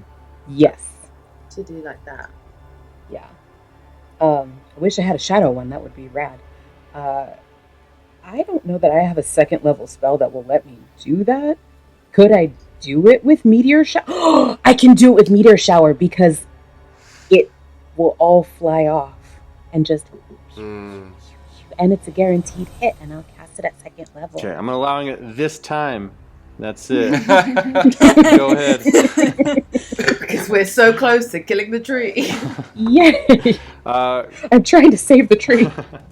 Great. So as you create with your specialty the sun and moonlight to empower both at the same time, a glyph is broken on each, and the moon one also is shut down this time. Can you give us a recap on how many have been broken on each? Sorry. Yeah. So Two now on the the sun, sun one has on the had shadow. 2 broken on it, shadow has had 1, and moon has had 1. Okay, thank you. All right, Fenora. Yeah, go Can ahead. I do one last Of thing? course. Just free action. I would love to call out to Dolly. You're invited to the library. Great. Amazing. Okay, Fenora, make a wisdom saving throw for me. I'm so fucking screwed. You got this. Aww. You're okay. Your vengeance burns. Guys, I You still rolled have a advantage. fucking Or- 1. It's okay. Adrian, It's fine. you got this. All right. You got some more javelins you can throw straight at this, or you can try to go around him. You just can't be within 10 feet of this creature. I think in this moment, Fenora wants to know what's going on with the tree. Mhm. And I know that she didn't hear when Aedrid was talking to her in whatever language it was. But I think Daisy remembers something that was said that was very curious to Daisy. Mhm. And so I think I want Fenora to get to Aedrid and ask what's going on. Because the bad bitch Butch said something about imprisoning the Dream Lord, and that it was the moon god, the sun god, and the unknown, unnamed deity Mhm. who participated. And she's trying to free the Dream Lord. So, wizard, Dream Lord, Dream Wizard, what was he called? Dream Lord. Okay, Slay. So I think I want to know what's going on with that. I don't know if you'll know much more than what Aedrid, that Aedrid Okay, also so heard. I should fuck up the crab. Should I lob that another- or- let's lob another javelin Yeah, at the yeah, you can crab. go around or whatever you want to do. Cool. I feel like if I don't have helpful spells in this moment, unless I want to use another divine smite, but I feel like I should save that for the bitch butch. So I fear it's javelin. It's lobbing javelins. Lobbing javelins. Do it. Lobbing javelins. Crit, Really right good here. British accent there, Brad. Fucking hell! I rolled a Are 1. you using the same dice Oh my each time? gosh. No! I'm mixing it up. I'm sorry. So Maybe your Fenora's dice just are standing getting there with her jealous. thumb in her Mm. mouth. All right, we come to the siphon's turn, and they do nothing, but they're still at capacity here. You cannot risk anything else with this tree. Dolly, back to you up top. You are bloodied. You are not looking well, but you've figured out what's going on here. So, and I need you. just to be- You're taking damage here as well. Yeah. 6 damage to you. You're still up. I know. I'm still up, but I ain't looking good. Mhm. Dolly's gonna try something that you just told Delphira you would only let happen once.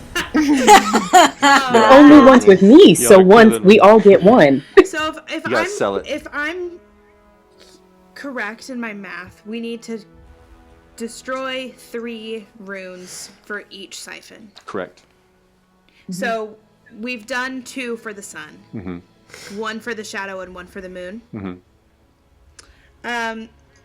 Dolly's gonna try to sing a song to the tree, Okay. and just sort of in her, just broken down, more hurt than she's ever been, turn away from the siphons and look directly at the tree and just put her hand on the root. Mm-hmm. And she's going to sing a hymn from Maytera to this tree. Okay. And, all right. I'll allow this. It's your action. You're not splitting it over Yeah. 2 things. So I'm going to let Well, the... I'm trying to see if the song helps all 3. If you burn your last 2 spell slots, I will let it help an additional one. So you'll help Okay, out too. I'll do it. Okay. Okay. All right. But you got to sing the hymn Can I- on camera. I'm just joking. Okay. He calls me out of time. I was gonna say you need to sing it. But so your healing spells are now gone. You have no means of healing, as you have 2 hit points left. I have one more You have a potion. You have one more potion, which hopefully none of your other team members go down as well. And so Right. your song goes out It's a hymn based in nature. You pour your essence into it, your magical essence, burning these last 2 spell slots in order to empower the tree to draw in what it needs. Which 2 do you want to do? I'll do sunlight Okay. and shadow. Okay. All right. With this song, as it rings out, the Sun One shatters and it fades away. It's no longer an issue. All right. Do you want to stay where you're at, Dolly, or do you want to move? Dolly's just gonna sort of like on her knees be like, yeah, just sit on her knees and start praying where she's at. Okay. All right. It's your turn. Make a wisdom saving throw for me. That's a 13. 13 passes. Yeah, passes. Okay. Cool. Okay, I want to try to hit the I need you to roll a d20 for me really fast. Oh, we're doing this? Yeah. You cast Okay. a big old spell. Right.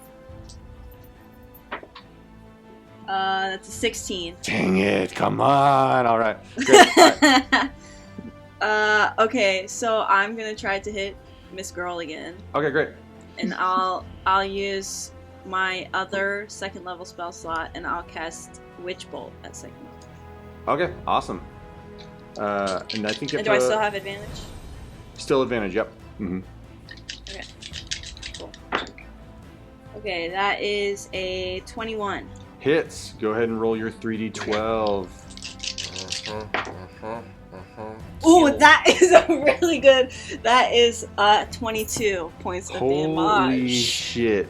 Holy I got an 8. Get her. I got an damage. 8, a 10, and a 4. Still up, but barely. Just like you just massive Barely. force hits her and ignites her, and she falls to her knees and then stands back up, still weaving this rune in her hand. Dolly, I also need you to make another Constitution saving throw to see if you broke that sever. Also, before you roll 2, Dick is still there, can give you advantage on this roll. Like you can use Dick for that. Yeah, I'll do that. Oof. Here it goes. Okay. I got a 10. 10. That does not break it. Okay. All right, that was your. It is the Meanlock's turn. It turns. It's still focused on Aedrid. 3 doesn't hit. That thing is useless other than making people scared right now. We're already scared. Aedrid, it is your turn. You see that tether bound to Dolly. You see her on her knees, barely breathing. You know that tether is going to rip the life force out of her. I'm going to take the attack of opportunity from the Meanlock, Okay. and I'm going to just sprint directly at... Make a wisdom woman. saving throw as you're doing that. Even though my back's turned to it? This is, it fades each time, and 18. so 8. Is that what you said? 18. 18. So you pass. It does get a dirty 20 to hit, though. Okay, I would like to take this moment to level up. Amazing. Tell us about that. What's And- going on? So as this thing like strikes out, I will kind of hear the claw coming, and as my reaction, up my AC to 22 as I flip the blade backwards and like deflect it behind me. And that is my defensive duelist feat. It also is going to give me some hit points, which will be nice. So yeah, that's my and actually that only works because I get 2 reactions. Oh, awesome. As long as I take one of them as an opportunity attack, which I did Cool. for the woman. As you block it and you level up, you hear a voice in your head that says, "Use your breath, not just your own, but those around you," as you move forward. Cool. Use the fullest Luke. I will. I'm gonna run up and attack. All right.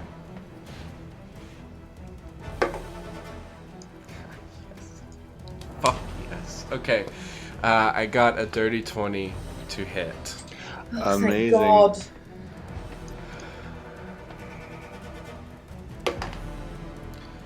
That is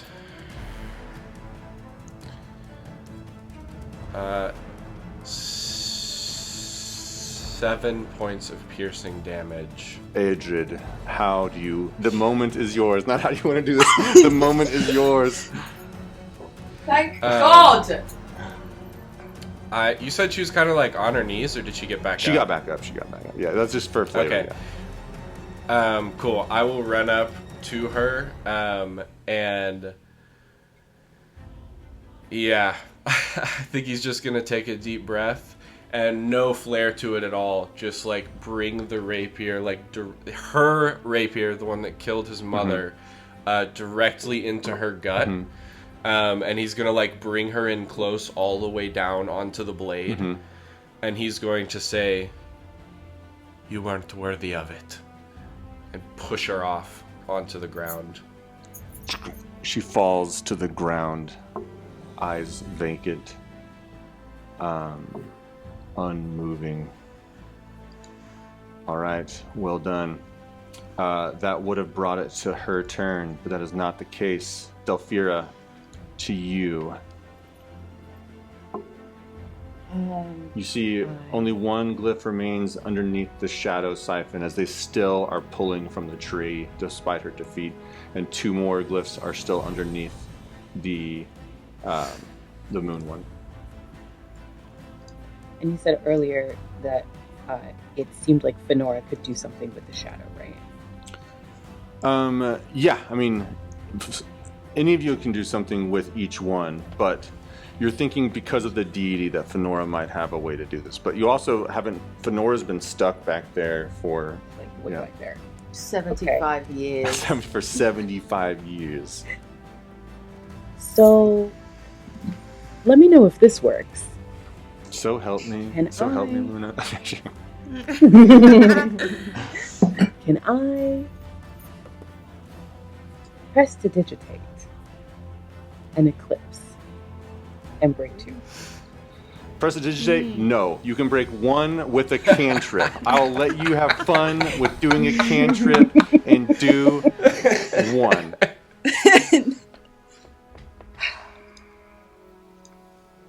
Okay. I mean, there's only 2 what left. about... No? There's only 2 3? left. No, there's 3. There's 2 on the moon. And 1 Right, under right, the Yeah, shadow. there's 3 Right. left. Sorry, Okay. my bad.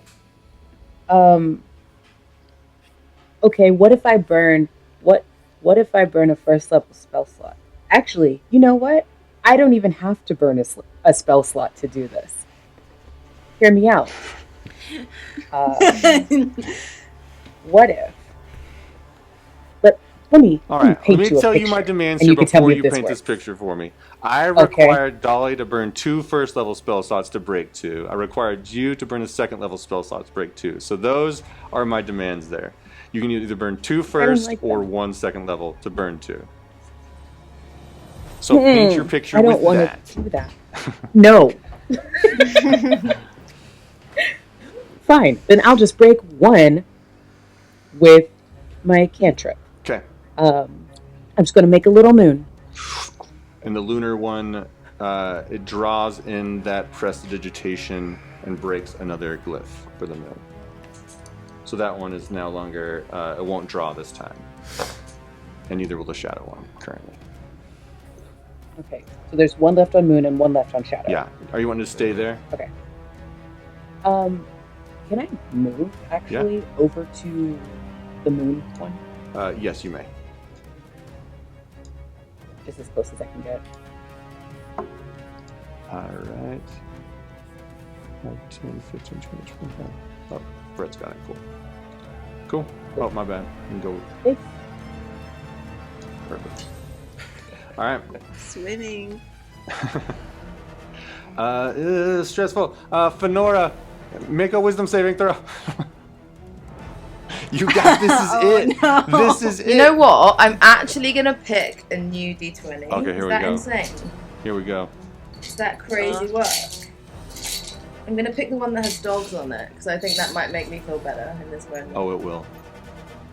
Oh, fuck me. Do you? Never mind. Because Go ahead. Dolly's got 2 hit points, right? Mm-hmm. Yeah. Oh, fuck off! I really. I rolled a 4. That 4's not gonna Welcome to do the party, it. pal. 4. I'm gonna We just die, lost, dude. didn't we? No, you're not. You didn't lose. No. She- I'm No, gonna they die. don't. They're not That drawing. was just for They're not- fear. Neither of them are drawing. Yeah, because Oh. the shadow Oh, one is broke. oh, Yeah. Yeah, I get the fear though. But you are still stuck there unless you want to go the long way around this little creature, or you can throw. I think your last javelin at it. You have 4 javelins. You said I had 6, Okay. and I've lost 2? 3. 3 at this Yeah. point, right? Mhm. 3. I think in this moment, if I'm doing a character, Fenora wants to get to Dolly,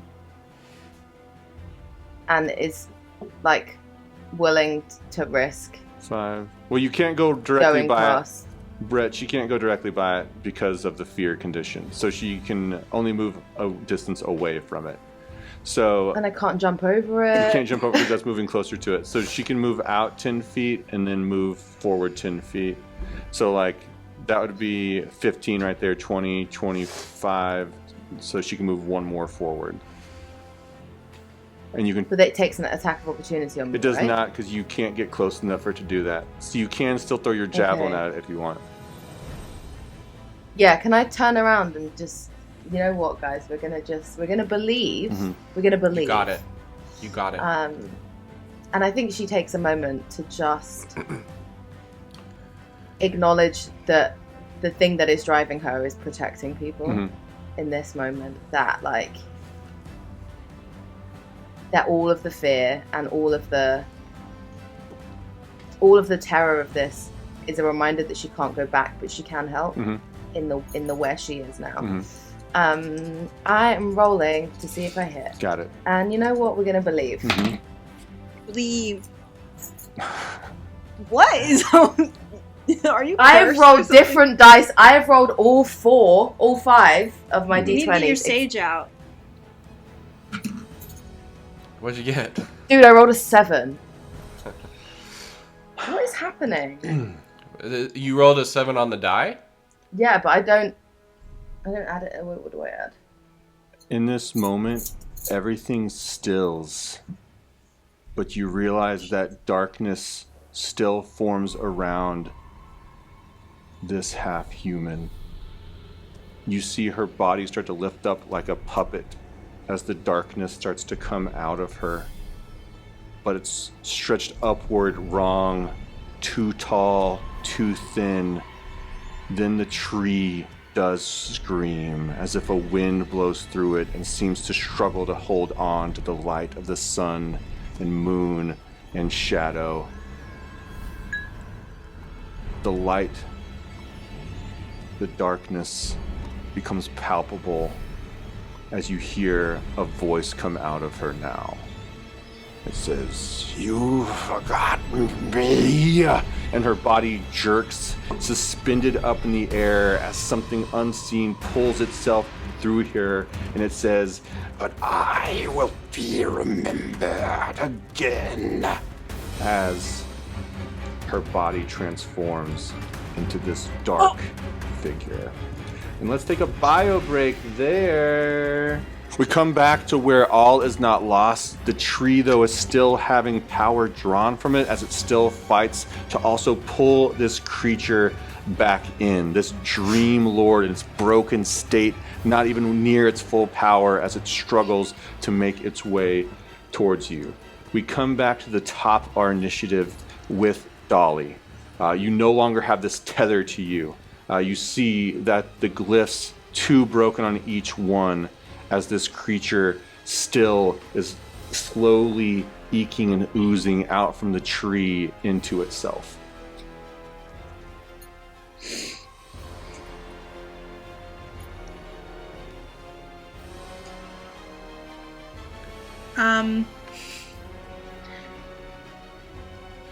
Sorry, I'm seeing like a tree of figs, and I'm trying to choose Sylvia Plath for those of you. Yeah, I was gonna say, come on, Sylvia. Better work. So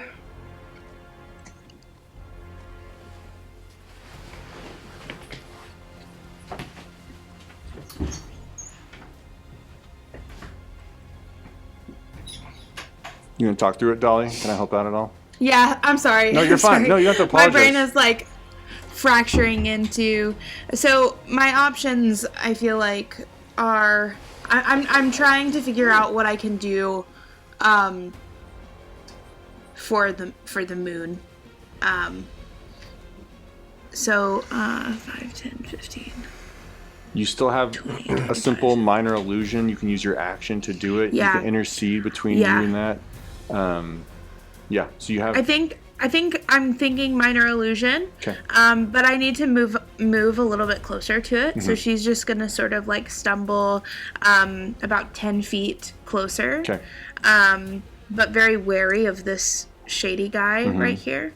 And she's gonna cast minor illusion of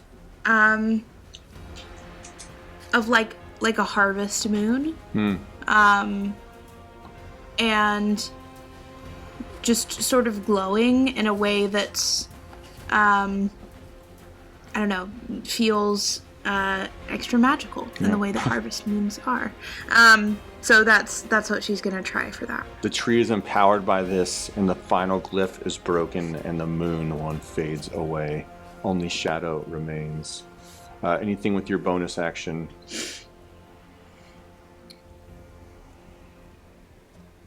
No. Oh, you froze on me, Mattie Mae. Well. Okay.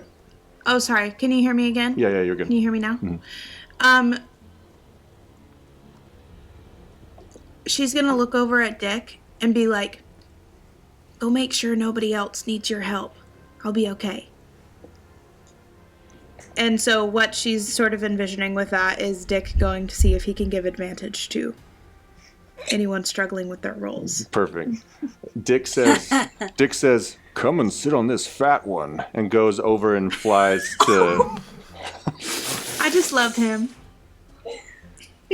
Oh man, I got a list. And y'all. sit on this fat one is fucking crazy. And goes and flies near Delphira to give her the help action on her next roll.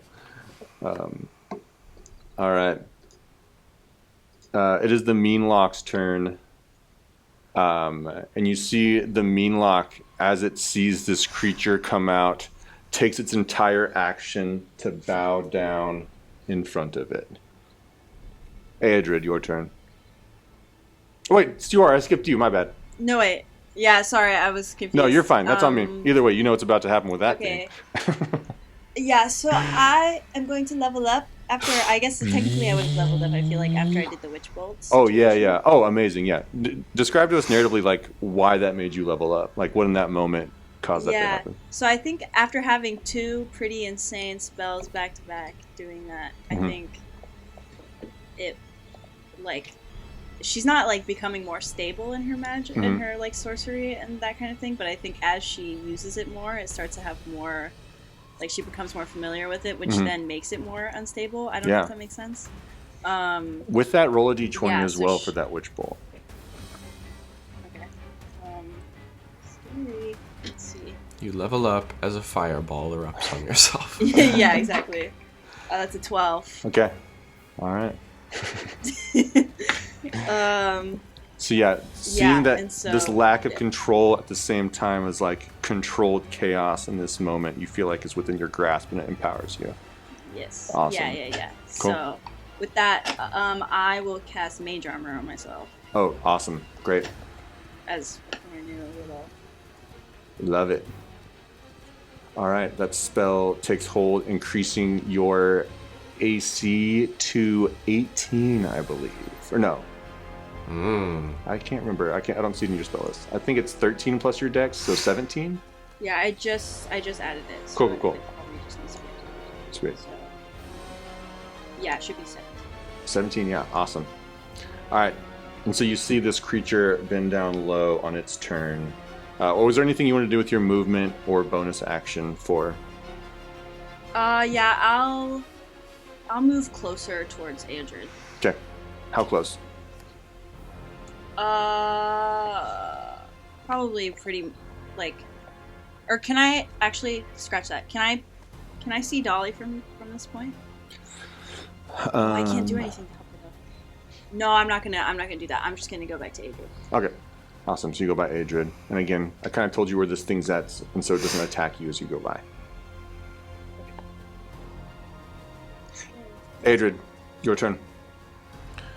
What's my read on this fellow in front of me? Fellow is What's crazy.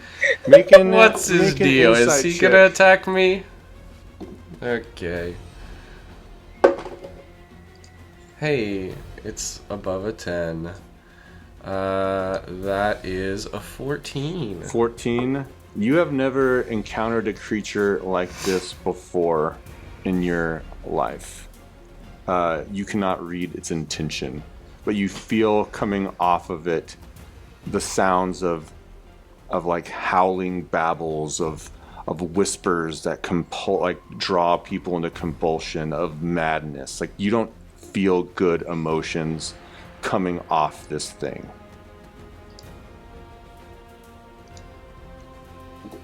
Yeah, Okay. let me show you what it looks like, actually. Oh, okay.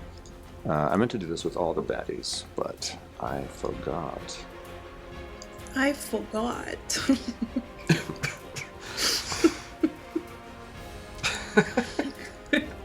Here's what it looks like. Oh, damn. Okay. Oh, Yeah. Alright. Oh. So you can tell me your read on that Ew. guy. Yeah, for sure. He seems like grab a beer with him. Okay. Gonna turn. I'm gonna kind of like. You know what? I'll turn and just look at Dolly and I'll say, "Do you have this?" And gesture towards the shadow siphon. Dolly has already Wait. gone on her turn, just so you know, mechanically. So I kind of mean it to the group, but Okay. I'm looking Yeah, at Dolly. Do you want Dolly to respond now or wait until her turn? Or you can do it. Sorry, I didn't know you were asking me. Yeah, you can respond if you want. okay, who here is in charge?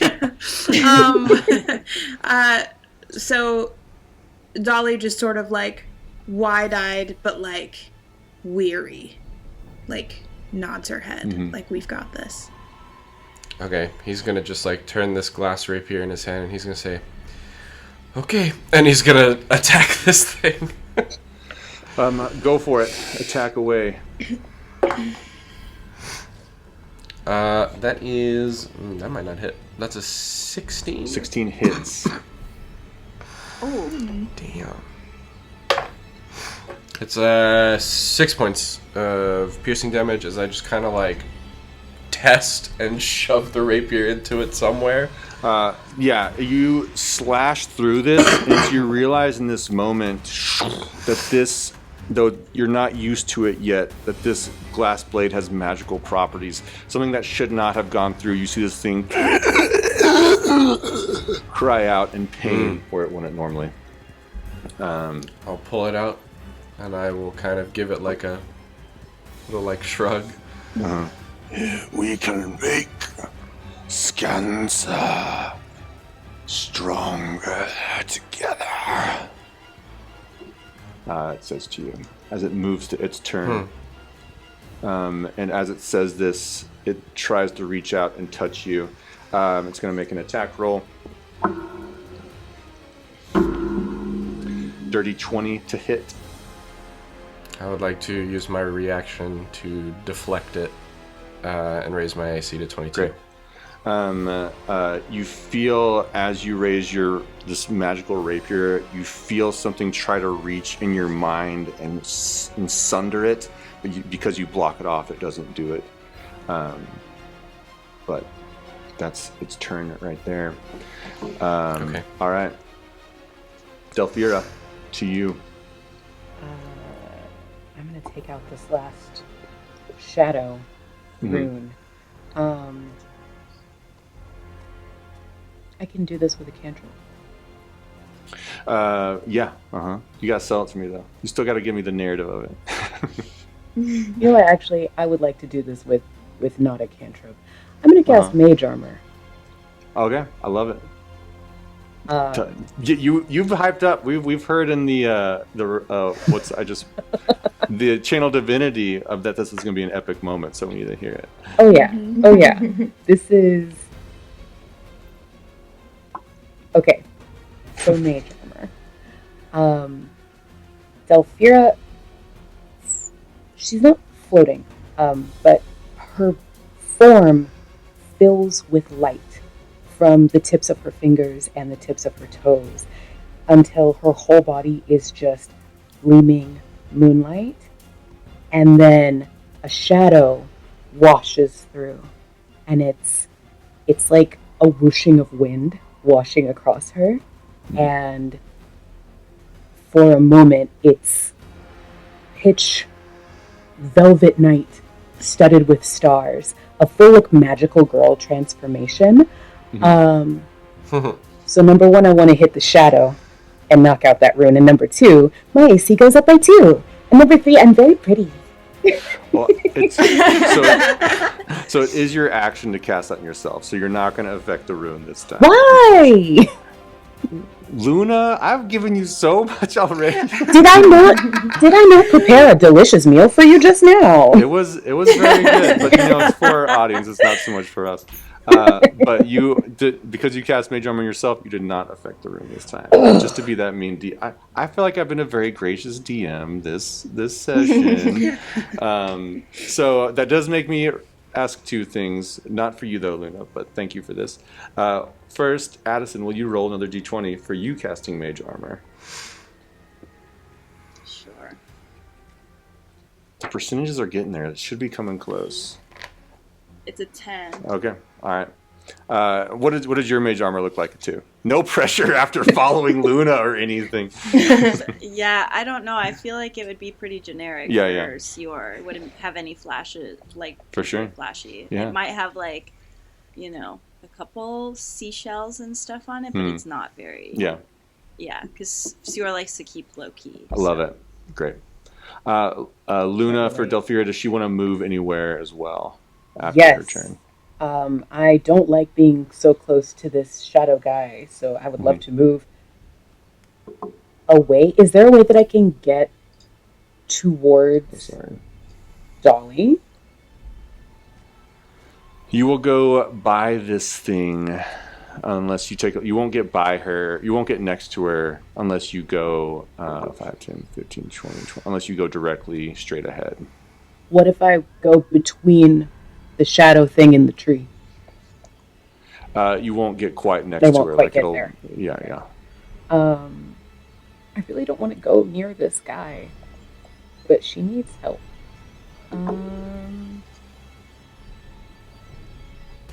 Okay, I think I'm fine with not quite getting there.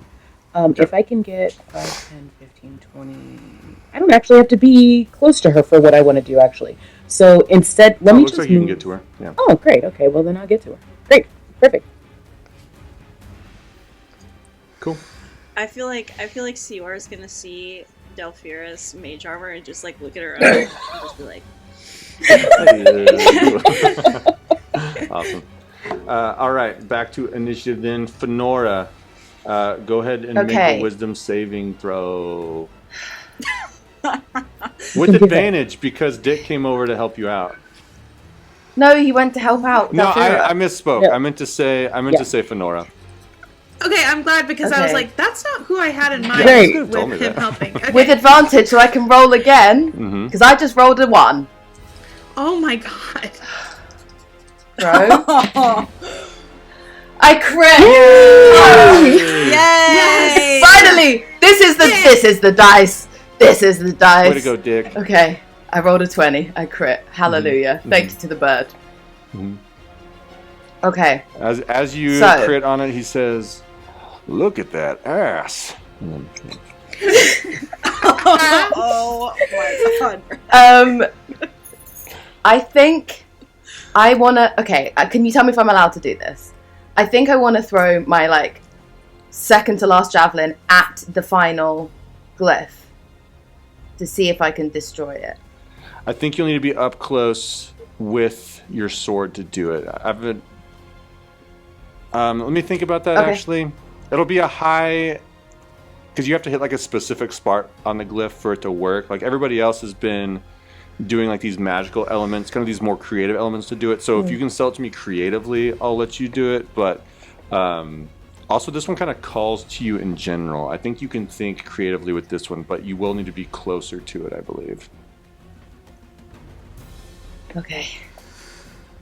Then I can't do anything because I'm gonna have to move. Well, you're still using your action to throw your javelin. So either way, you're going to be using. I know, but if you're saying I need to be closer, then you can go up I'll and be head using. Yeah. You have the. You can always move and do an action, and you can split those up however you want to. Okay. I think then I'll move closer and use my sword instead. Okay.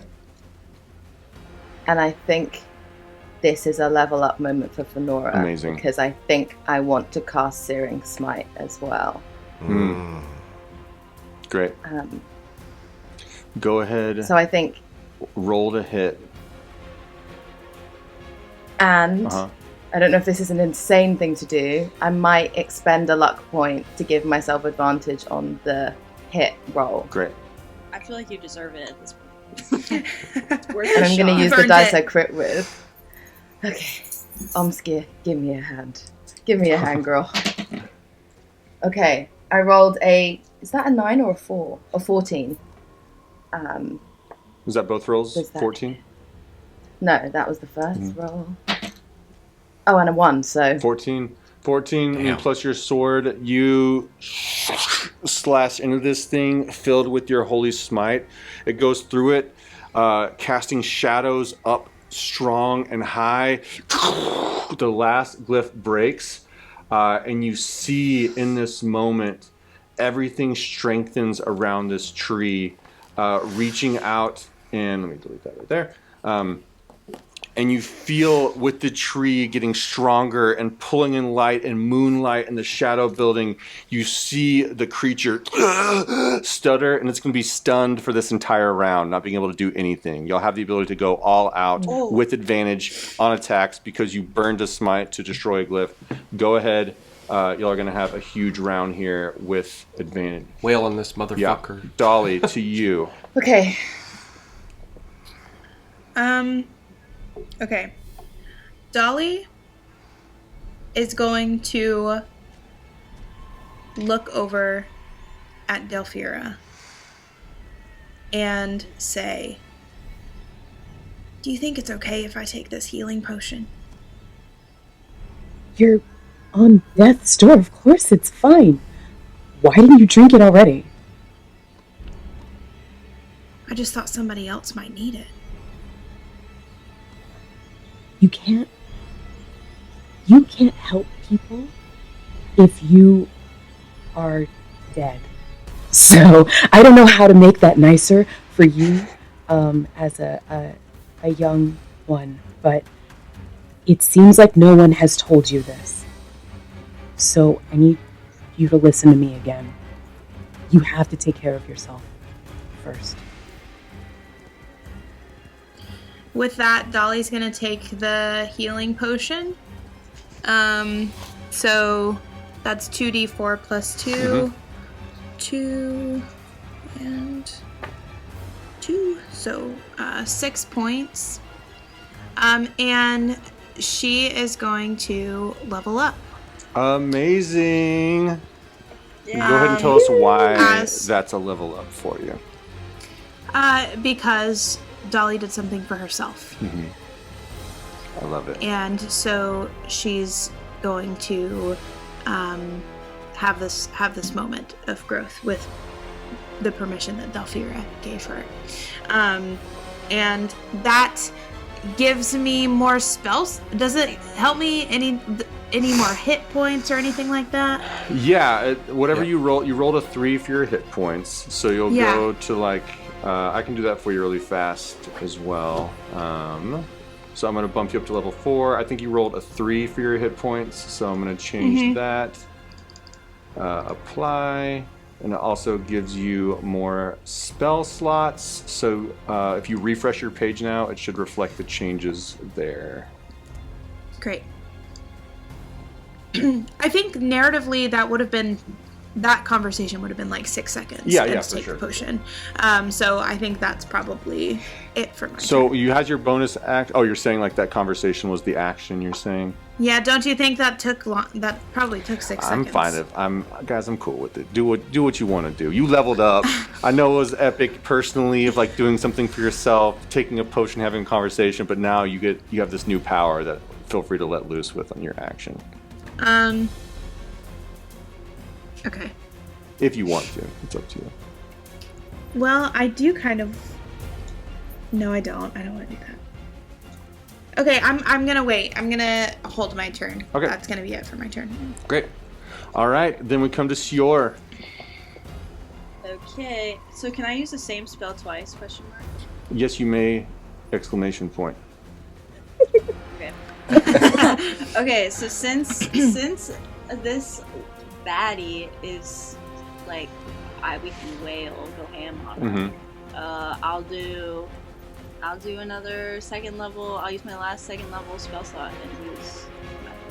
Awesome. Go ahead and roll to hit. Let me know which element you're going to do on it. Oh yeah. Okay.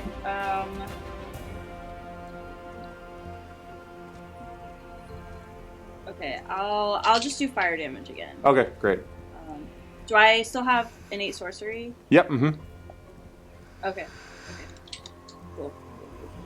See Ryan smirking at me. He knows I'm looking at the character, the enemy thing. I see your shit. Wait. Where's my spell stuff? Okay. Oh, I don't know. Is a 16 hit? 16 hits. Is that what it was? Yep. Oh, thank God. Okay. So that's 48. I was so scared for a second. I totally my stomach just dropped. Oh, not as good.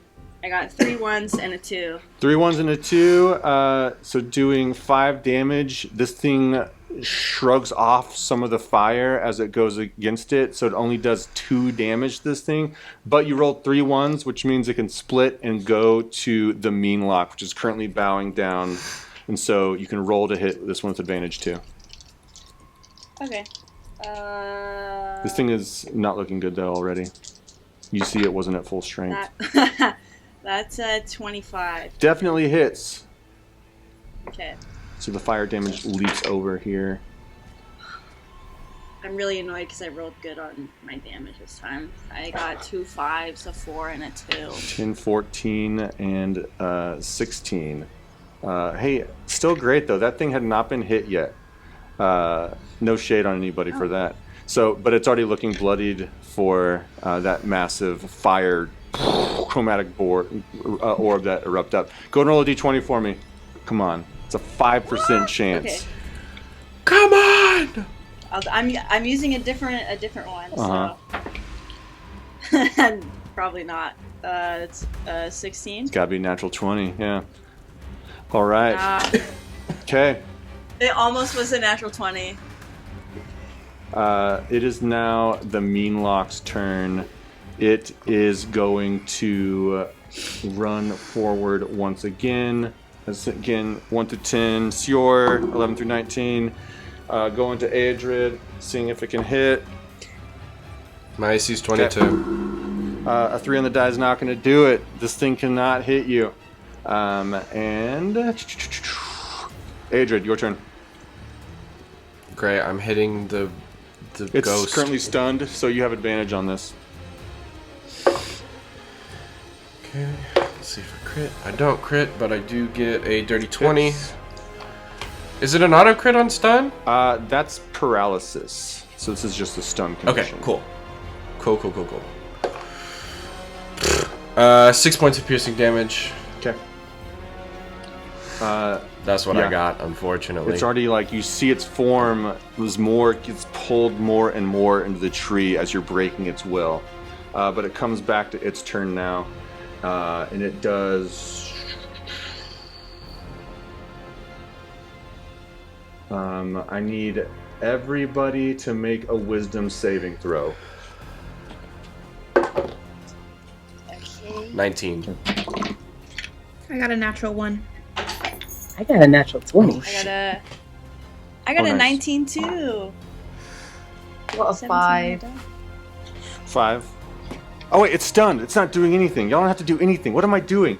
I'm glad because I was about to do some really mean shit. All right, Delphira, this thing is still stunned. Your turn. Okay.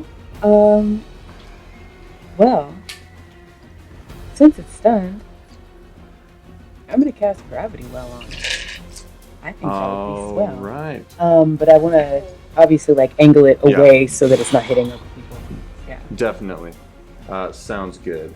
What's my save for that? Constitution? Con 14.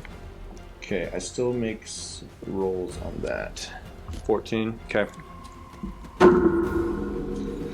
Rolled a 14 on the die. I'm sorry, but I still take half damage, so go ahead and roll for half damage. All right. I love how you're saying Yeah. I take half damage. I personally take half damage. That's 7. 7. Delphira, the moment is yours. Oh my Tell me gosh. how you wipe this thing away. So you said it's being pulled back towards the tree, but it's trying to hold its form? Yeah, uh-huh. I think with Gravity Well, Mm-hmm. Delphira shifts the flow of gravity around this thing so that gravity is forcing it back into the tree. And it whips the life out of this thing and just goes back in. And then hopefully the tree like mends up nicely. Yeah, you and the tree work together as the tree alights, as you also bring gravity, and it puts light in this gravity well to draw the shadow further and further in. Then you see this anthropomorphic shadow steps out as well, grabs it, and starts pulling it as it writhes and twists and attempts to lash out. And you all hear its voice in your mind. It says, "No, my name is..." And the light of the moon distorts the word that comes out. "He let me through. This world is mine." And the shadow unfazed as it forces it back into the heart of the tree. And the sunlight binds it once again, and the room becomes tranquil. And we'll say that little mean lock, he disappears as well, because that was too cool of a moment.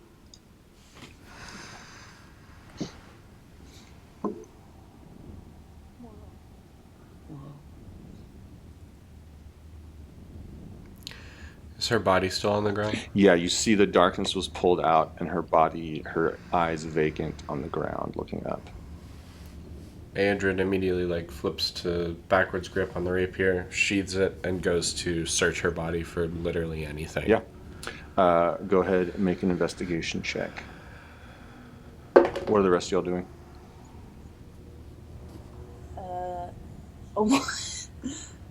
I got a 1. Okay.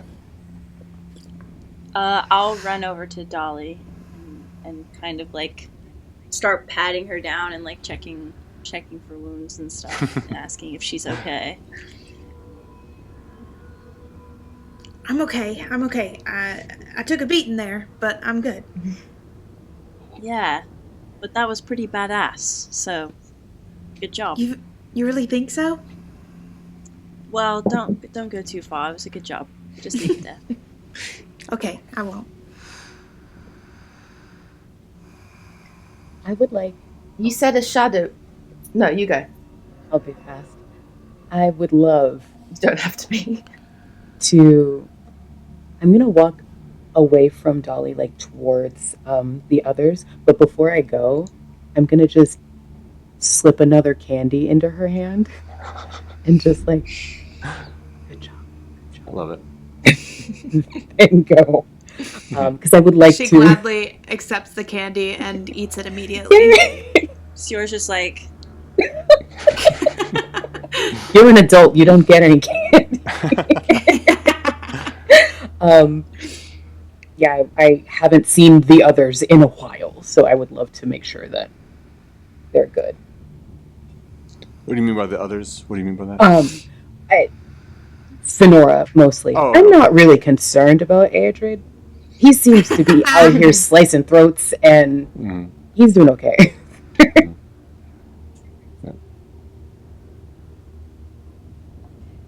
You said an anthropomorphic shadow. I also have mechanical questions, but that's fine. I think Fenora goes to the tree and wants to investigate the tree because I have theories now. As you go and you think of this shadow, you see the shadow staring as best as a shadow could, its attention completely directed at you, Fenora. There's no movements from it, there's no emotions, but you can see in this room where its head could turn in different directions, its head is completely focused on you. I think she falls to her knees in front of this tree. Can I do an can I do an insight check? Tell me what you're trying to look for. It seems to me as though me, Daisy, but also Fenora in this moment, that this tree, as we've established, it was the sapling from the image, and that there were three glyphs, three sets of glyphs that from the reliefs yesterday, I'm thinking are the condensed stories, that maybe the glyphs are the inscriptions that were on those tablets of those stories condensed, and that there was the moon, the sun, and shadow, that maybe the pact, the bargain, the whatever that was made to help the end of the war was about containing something, that the tree is like a massive cork, and that what she was trying to do was destroy the tree in order to open the way, and that's how the Dream Lord guy got out. So I think in that, the question that she wants to ask the shadow is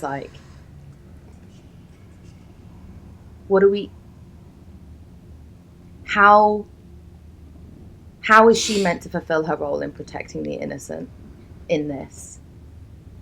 Is pulling all of this apart going to do any good? Do you get the sense of the question? Do you want me to keep talking? You put together a lot of it. You have a religious aspect to it, so go ahead, make a religion check for this, I feel. Name mention. You are not going to believe I just rolled a 1. Was any familiar helping you out right now? That's what I want to know. I went at 4. I went over to her. Can I give the help? Oh yeah. So you got the help action from Delphira. So I can roll again. Okay. That is a 9 plus 3, so a 12. 12. So everything makes sense for what you're saying of this being a prison for the Dream Lord. And you wonder why this is a prison. For a being that thrives with consciousness, it needed a form of consciousness unknown to it to be bound with it. So a tree having root systems and a fungal network and means of communicating across the wind for growth, not just for itself and for the network, which is why a sapling was chosen as a prison for something that functioned as a dream. And so the reason that this person needed to destroy this tree was because it was already so powerful, blessed by the gods. And if the tree itself could be destroyed, and the prison would be destroyed and be free to consume, take on human consciousness once again. The shadow, though, wasn't a part of any of the stories you saw. All that the story showed were the blade, the tablet, and the sapling. And so with the 12, the shadow doesn't make sense to you. Yeah.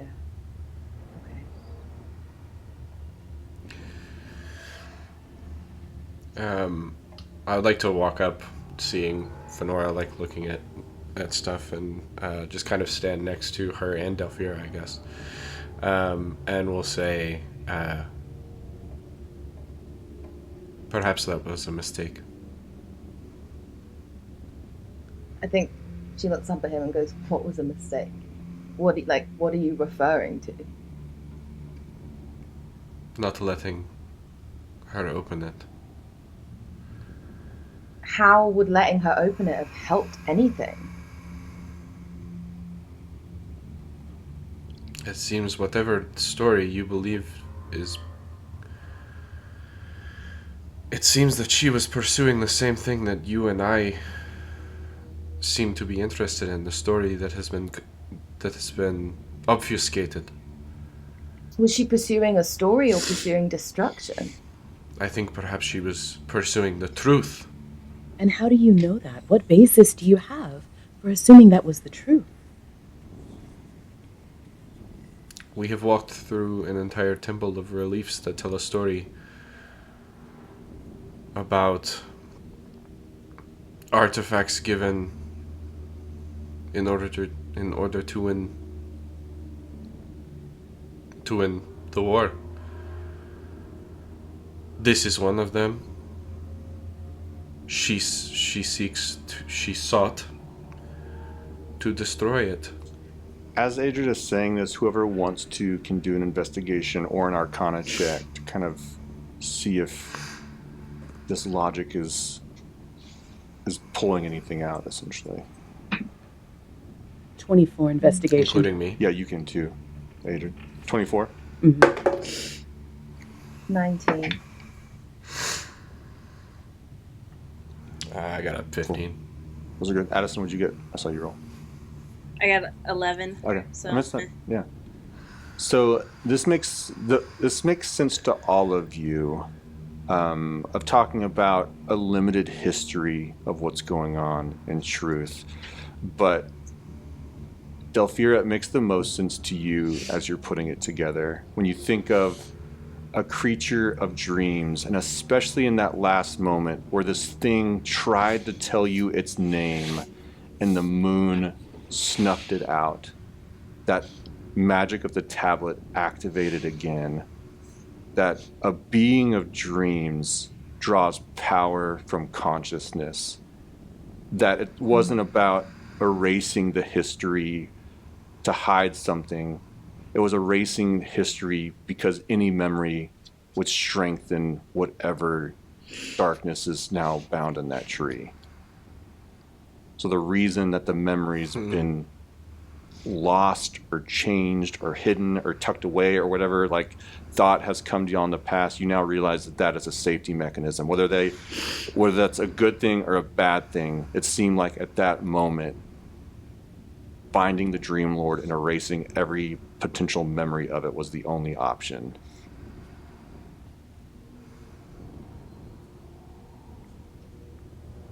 That still doesn't... Are we having a conversation? Yes. Yeah, does Yeah. the- I'm telling Delphira everyone. Did you share? tell us?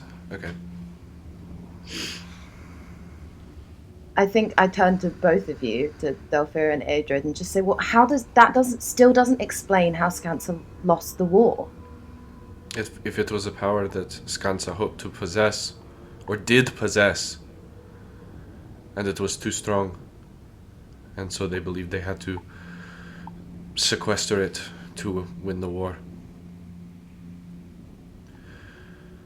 But what about your aunt? How does she factor into all of this? Because she was forgotten too, and I know she's not that. Right? Yeah. I think in this moment, Fenora has more questions than she thought she would have at this point. In the sense that sort of none of this actually clears up the central conceit for her, which is, what the fuck happened to my sister? Did the shadow that pulled the bad guy into the tree, did it look like Fenora at all. Looks like the statue outside. Fenora, you cannot remember your aunt because your aunt is in the tree. Maybe Whatever they did, she was pulled in as well. With a 24, I'll give this back to Delphira, is that she's not in the tree. The shadow, the unnatural shadow that's coming down from the tree is something connected then with your aunt. Not bound in the tree itself, but something that she's doing to protect it. Which is why she was the one that threw it back in, and why she's out right now. She's still staring at Fenora. Right. Okay. Maybe that was the sacrifice. For her to be lost, erased from history. Her true role in the end of this, obscured from us so that no one would know that actually what was there was a power too large for us to even keep record of it. Where are you looking as you say this, Fenora? Straight at the shadow. As you're talking, eventually you see it do a motion where it taps its shoulder twice and then taps your left shoulder twice after it. And then you see it kind of dissipate and fade into the shadow that now surrounds this tree. She's bawling at this point. Because that feels like confirmation. We know where this is. We know how to come back. Yes? Yes. I do not think we will find more answers here, but I think we may find them in the city above with the people who crafted this place.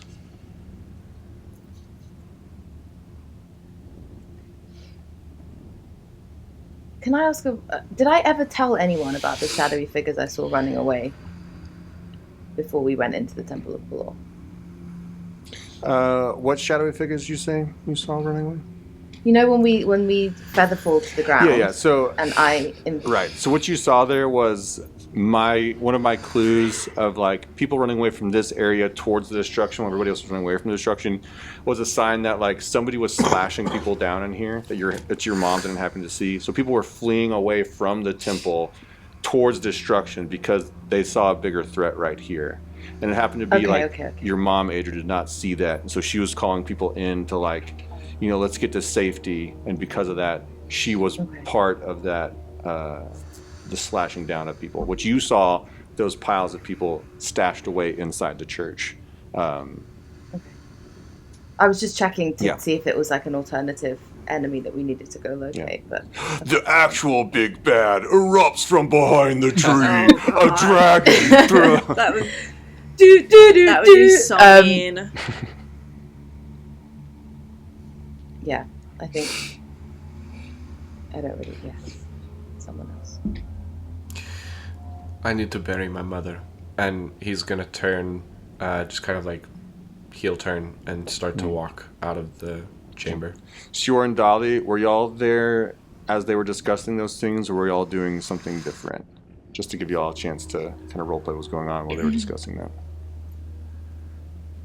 I think that Dolly would have been listening very intently to what was going on. But just knowing that she doesn't really have anything to add to the conversation.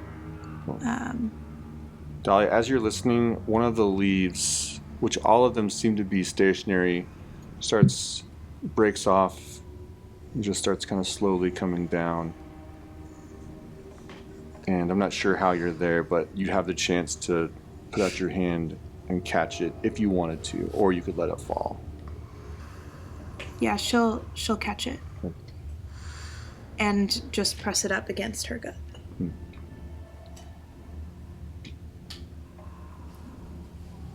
And then, as she sees Aedra turn to go bury his mom.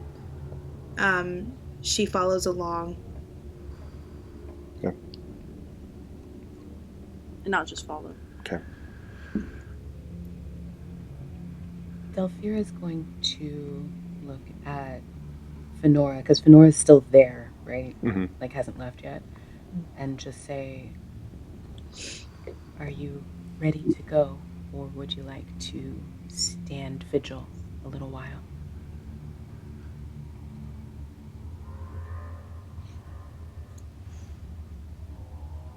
I think for Fenora, this feels like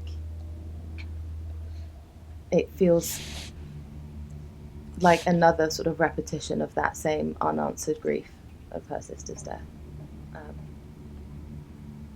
That it's like twice she's not been able to save someone, even though she couldn't have saved her aunt. Even in that, there's this feeling of understanding that, yes, the forgetting of her feels like the sacrifice that needed to be paid to sort of trap this dream god, but it still feels like something that is a failure. So I think she looks up at Delphira and says, I think I need a little while longer, and just stays there on her knees in tears. Then Delphira will sit next to her in a floof of skirts, as always. And from a small holster at her hip, pull out a teacup and pass you a little cup of tea. Ooh, I'm going to actually press to digitate to make it hot tea instead of the cold tea that I have on hand. Mm-hmm. Amazing. I'm not going to say anything. We'll just sit with you until you're done. How long do y'all sit there before joining the group to go up?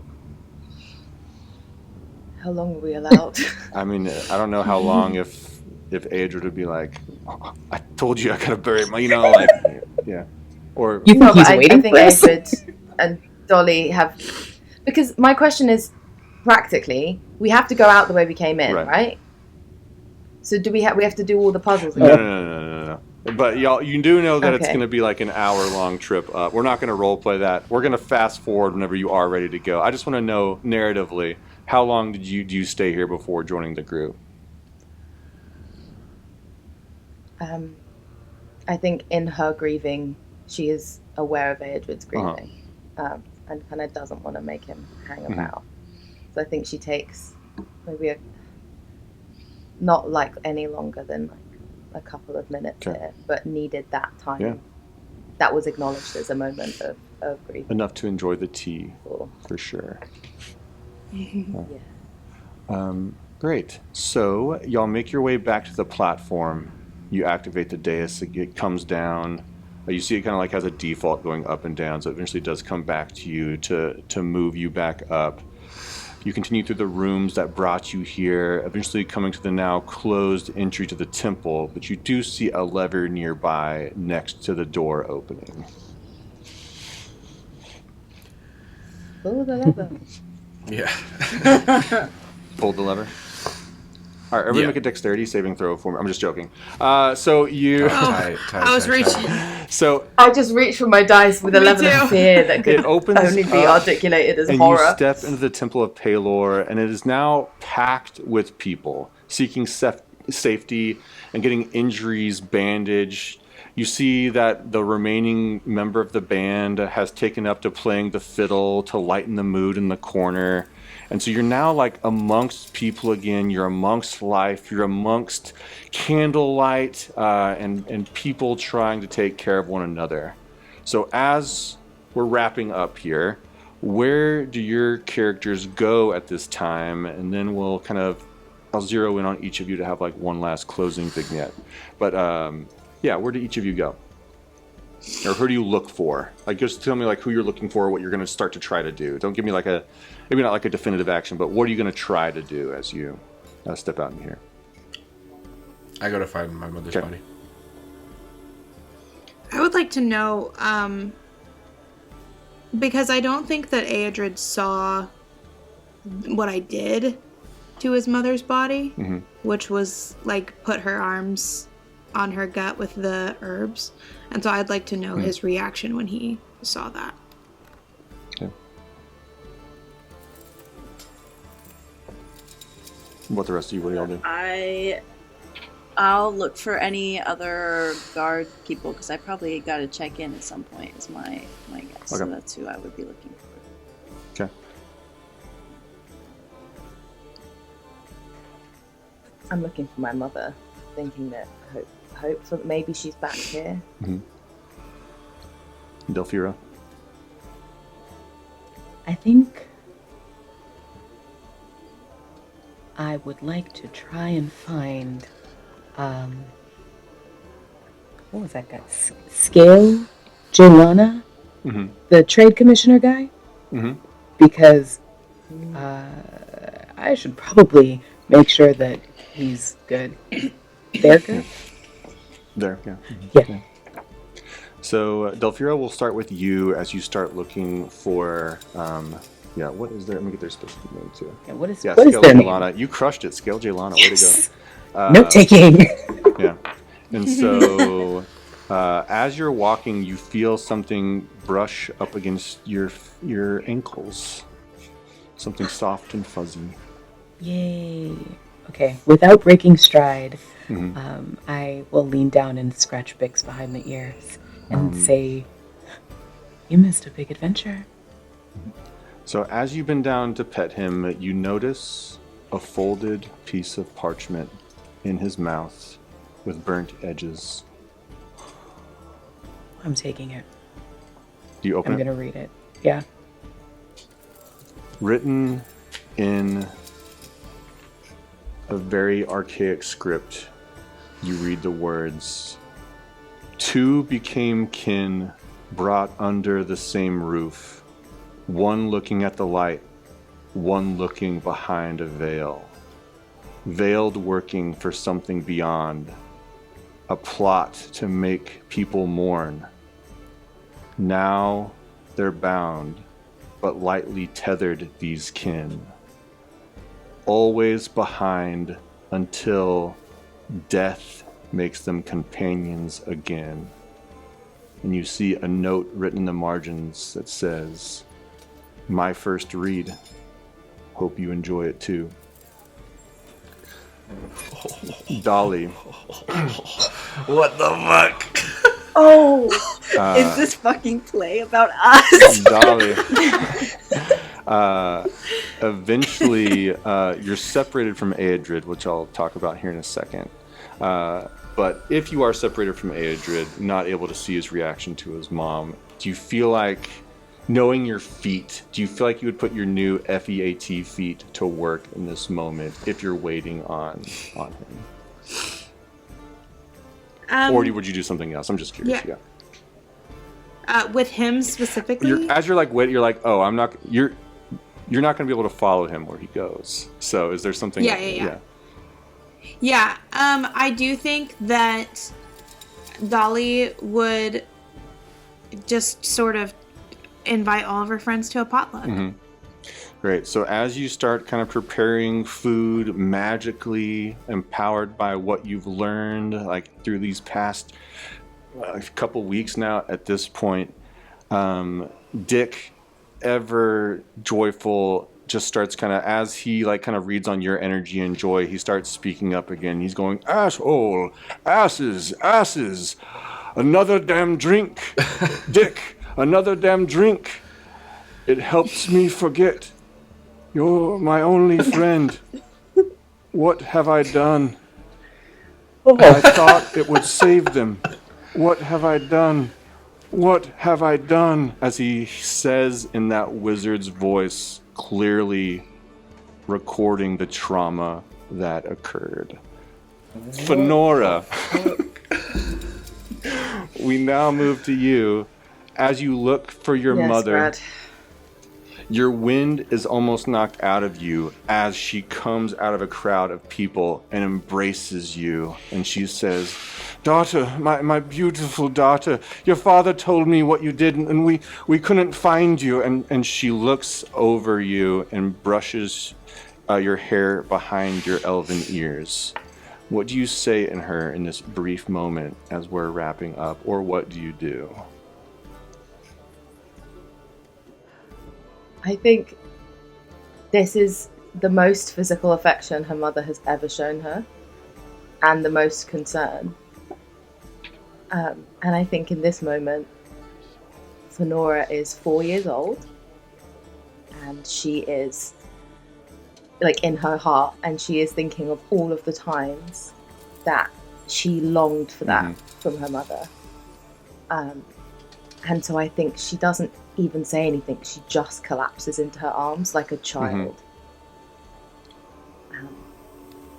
And it's just like, doesn't even have the brain space to be resentful or angry. It's just like, oh, I get my mom. So in this moment, as you get your mom in the same place that became the biggest moment of separation from you, now has become the greatest moment of affection between the both of you, as far as you can remember. Aedrid, as you look for your father, you see a couple of guards surrounding him, and then you see they point at you and say, "There's another one." Wait. I was going to say something Go about ahead. that. No, go ahead. Yeah, that's okay. I meant to also like remind you as well, yeah. Yeah, I was going to say, like, if I could have shifted before stepping into, sure. like, or it's like as soon as I saw people, basically. In that case, then they point at you and say, like, "There's his son. Like, there's his son. Grab him." But you see, like, they approach you respectfully, though, and so they don't grab you, and they say, like, "Would you please come with us to see your father?" And they talk to you, and they say, "Sorry, miss, we need to talk to this person." They say, "Where is my father?" "He's this way." And you go to the corner of this temple, and you see that your father is in chains. And they say, based on what has occurred at the city and what was revealed of your mother outside, we are questioning him. We would like to question you as well about your mother. And you see, like, your father, like, says, like, he says, "Raifan, you're that's you. Aedrid, your mother, I saw them move her body on the steps. I couldn't find her afterward. I couldn't find you, and then the next thing I know is I am in chains. They think we are traitors. I don't know what to do." Do I believe him? Make an insight check. Wait. Can I see this happening? Can I help? Make a perception check. Dang it! I just want to use my portent bolt to make things good. You just got shook by a letter. Never mind, I can't help you. I'm sorry. Okay. You're too busy like looking at that. I got a 13 insight. As best as you can tell, you feel like he's being honest. I mean, also, like, you don't want your father doesn't want to be in chains. And they come and bring you by him, and there's a decent like space around you. And he says, "What should I do? Do we admit who we are? Do we act like she's an imposter? What would she want? I don't know how to process this situation. Do we go home? Do we stay here and work? I don't know how to get from A to Father, B to stop. C without her by my side." Be silent. We play along for as long as we need to. Do not reveal yourself. Stick with me. We will get out of it. Then we cut to Sior. Oh shit. Sior, as you are looking for somebody like military to go to, Shines Vinehart comes up to you and says, "You went down below. Is everything okay?" As far as I could tell, yes, everything seemed fine. "Thank you, soldier. But I believe some of your people are needed outside. If you are able to go out there, I've seen some of your people, other than those guarding the the ambassador from Skansai. You need it outside. Do I believe him? Make an insight check for sure. Yeah. Hell yeah. That's a 15. 15? You believe him? Yeah. I like how y'all Okay. don't trust this Okay. dude. Like this dude that friggin' Adrian like stabbed and y'all brought back to life with the. I'll just kind of roll my eyes and just be like, I don't know why she rolled her eyes at me. haven't checked in a while. Yeah, okay, great. I haven't checked in a while, so I probably should at least see someone who knows. Great. So you step out into the cool night. The city, you can tell just by patches of light, like the city's still very much burning. Even though it's cool and things have calmed down a lot, you hear teams in the distance attempting to put out fires. Then you see like a group of like fellow soldiers, probably about like 50 feet away from you. I'll walk up to them Great. and As you walk, roll Yeah, I feel like- initiative for me with disadvantage. Initiative? What do you mean? Oh, that's still really good though. That's a 16. I rolled a 17 and a 16. 16, you can sense the presence of arcane energy building around you, but you don't see where it's coming from. okay. So I'll pause then. Okay, so you're taking the dodge action? I'll take the dodge All right. action, yes. I need you to make a wisdom saving throw. Yes. Okay. Oh god, that's a 7. 7, as this spell releases finally, you see stepping out of an invisibility spell, Elthrid Darkplow. He says, well, well, well. I thought you'd be running after this, but you're gonna help me find them. And he goes in this hold person spell, which has taken hold of you, lifts up your sleeve looking for something. And he says, Oh, huh, you're not one of them. Then what are you if you're not one of them? And he nods his head towards one of those creatures from the ship. And you see something that every other character noted except for you, Addison, and I was so glad because of this. Your memory goes back to not so long ago as you feel a cold table on your back, tight constraints on your limbs, and a bright light shining down, keeping you from seeing what else is in this room.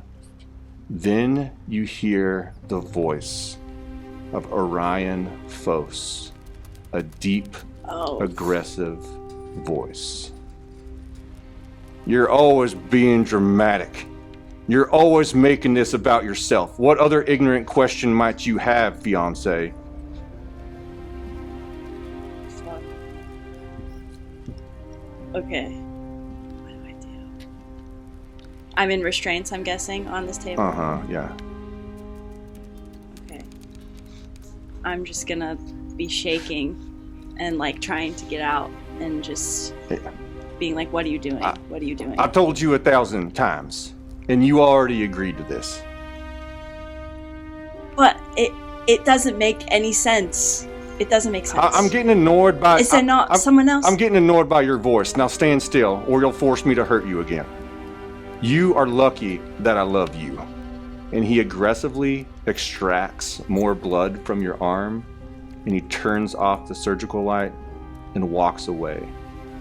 And it takes a while for your eyes to adjust, but when they do, you see what you always see on that wall of this laboratory. A symbol. A circle, but before the circle completes, it curves inside as if an eclipse is occurring. The same symbol as those creatures, the banner of Orion Phos, the former leader of the Apalios Order. That's it for Religion Check, heretics! We hope you enjoyed getting to know these amazing characters and the world of Dawn. keep questioning, keep rolling, and remember, the dice giveth and the dice taketh away. Be sure to follow, listen a few times, and share it so, maybe we can figure out where our prodigal pilgrims wander next.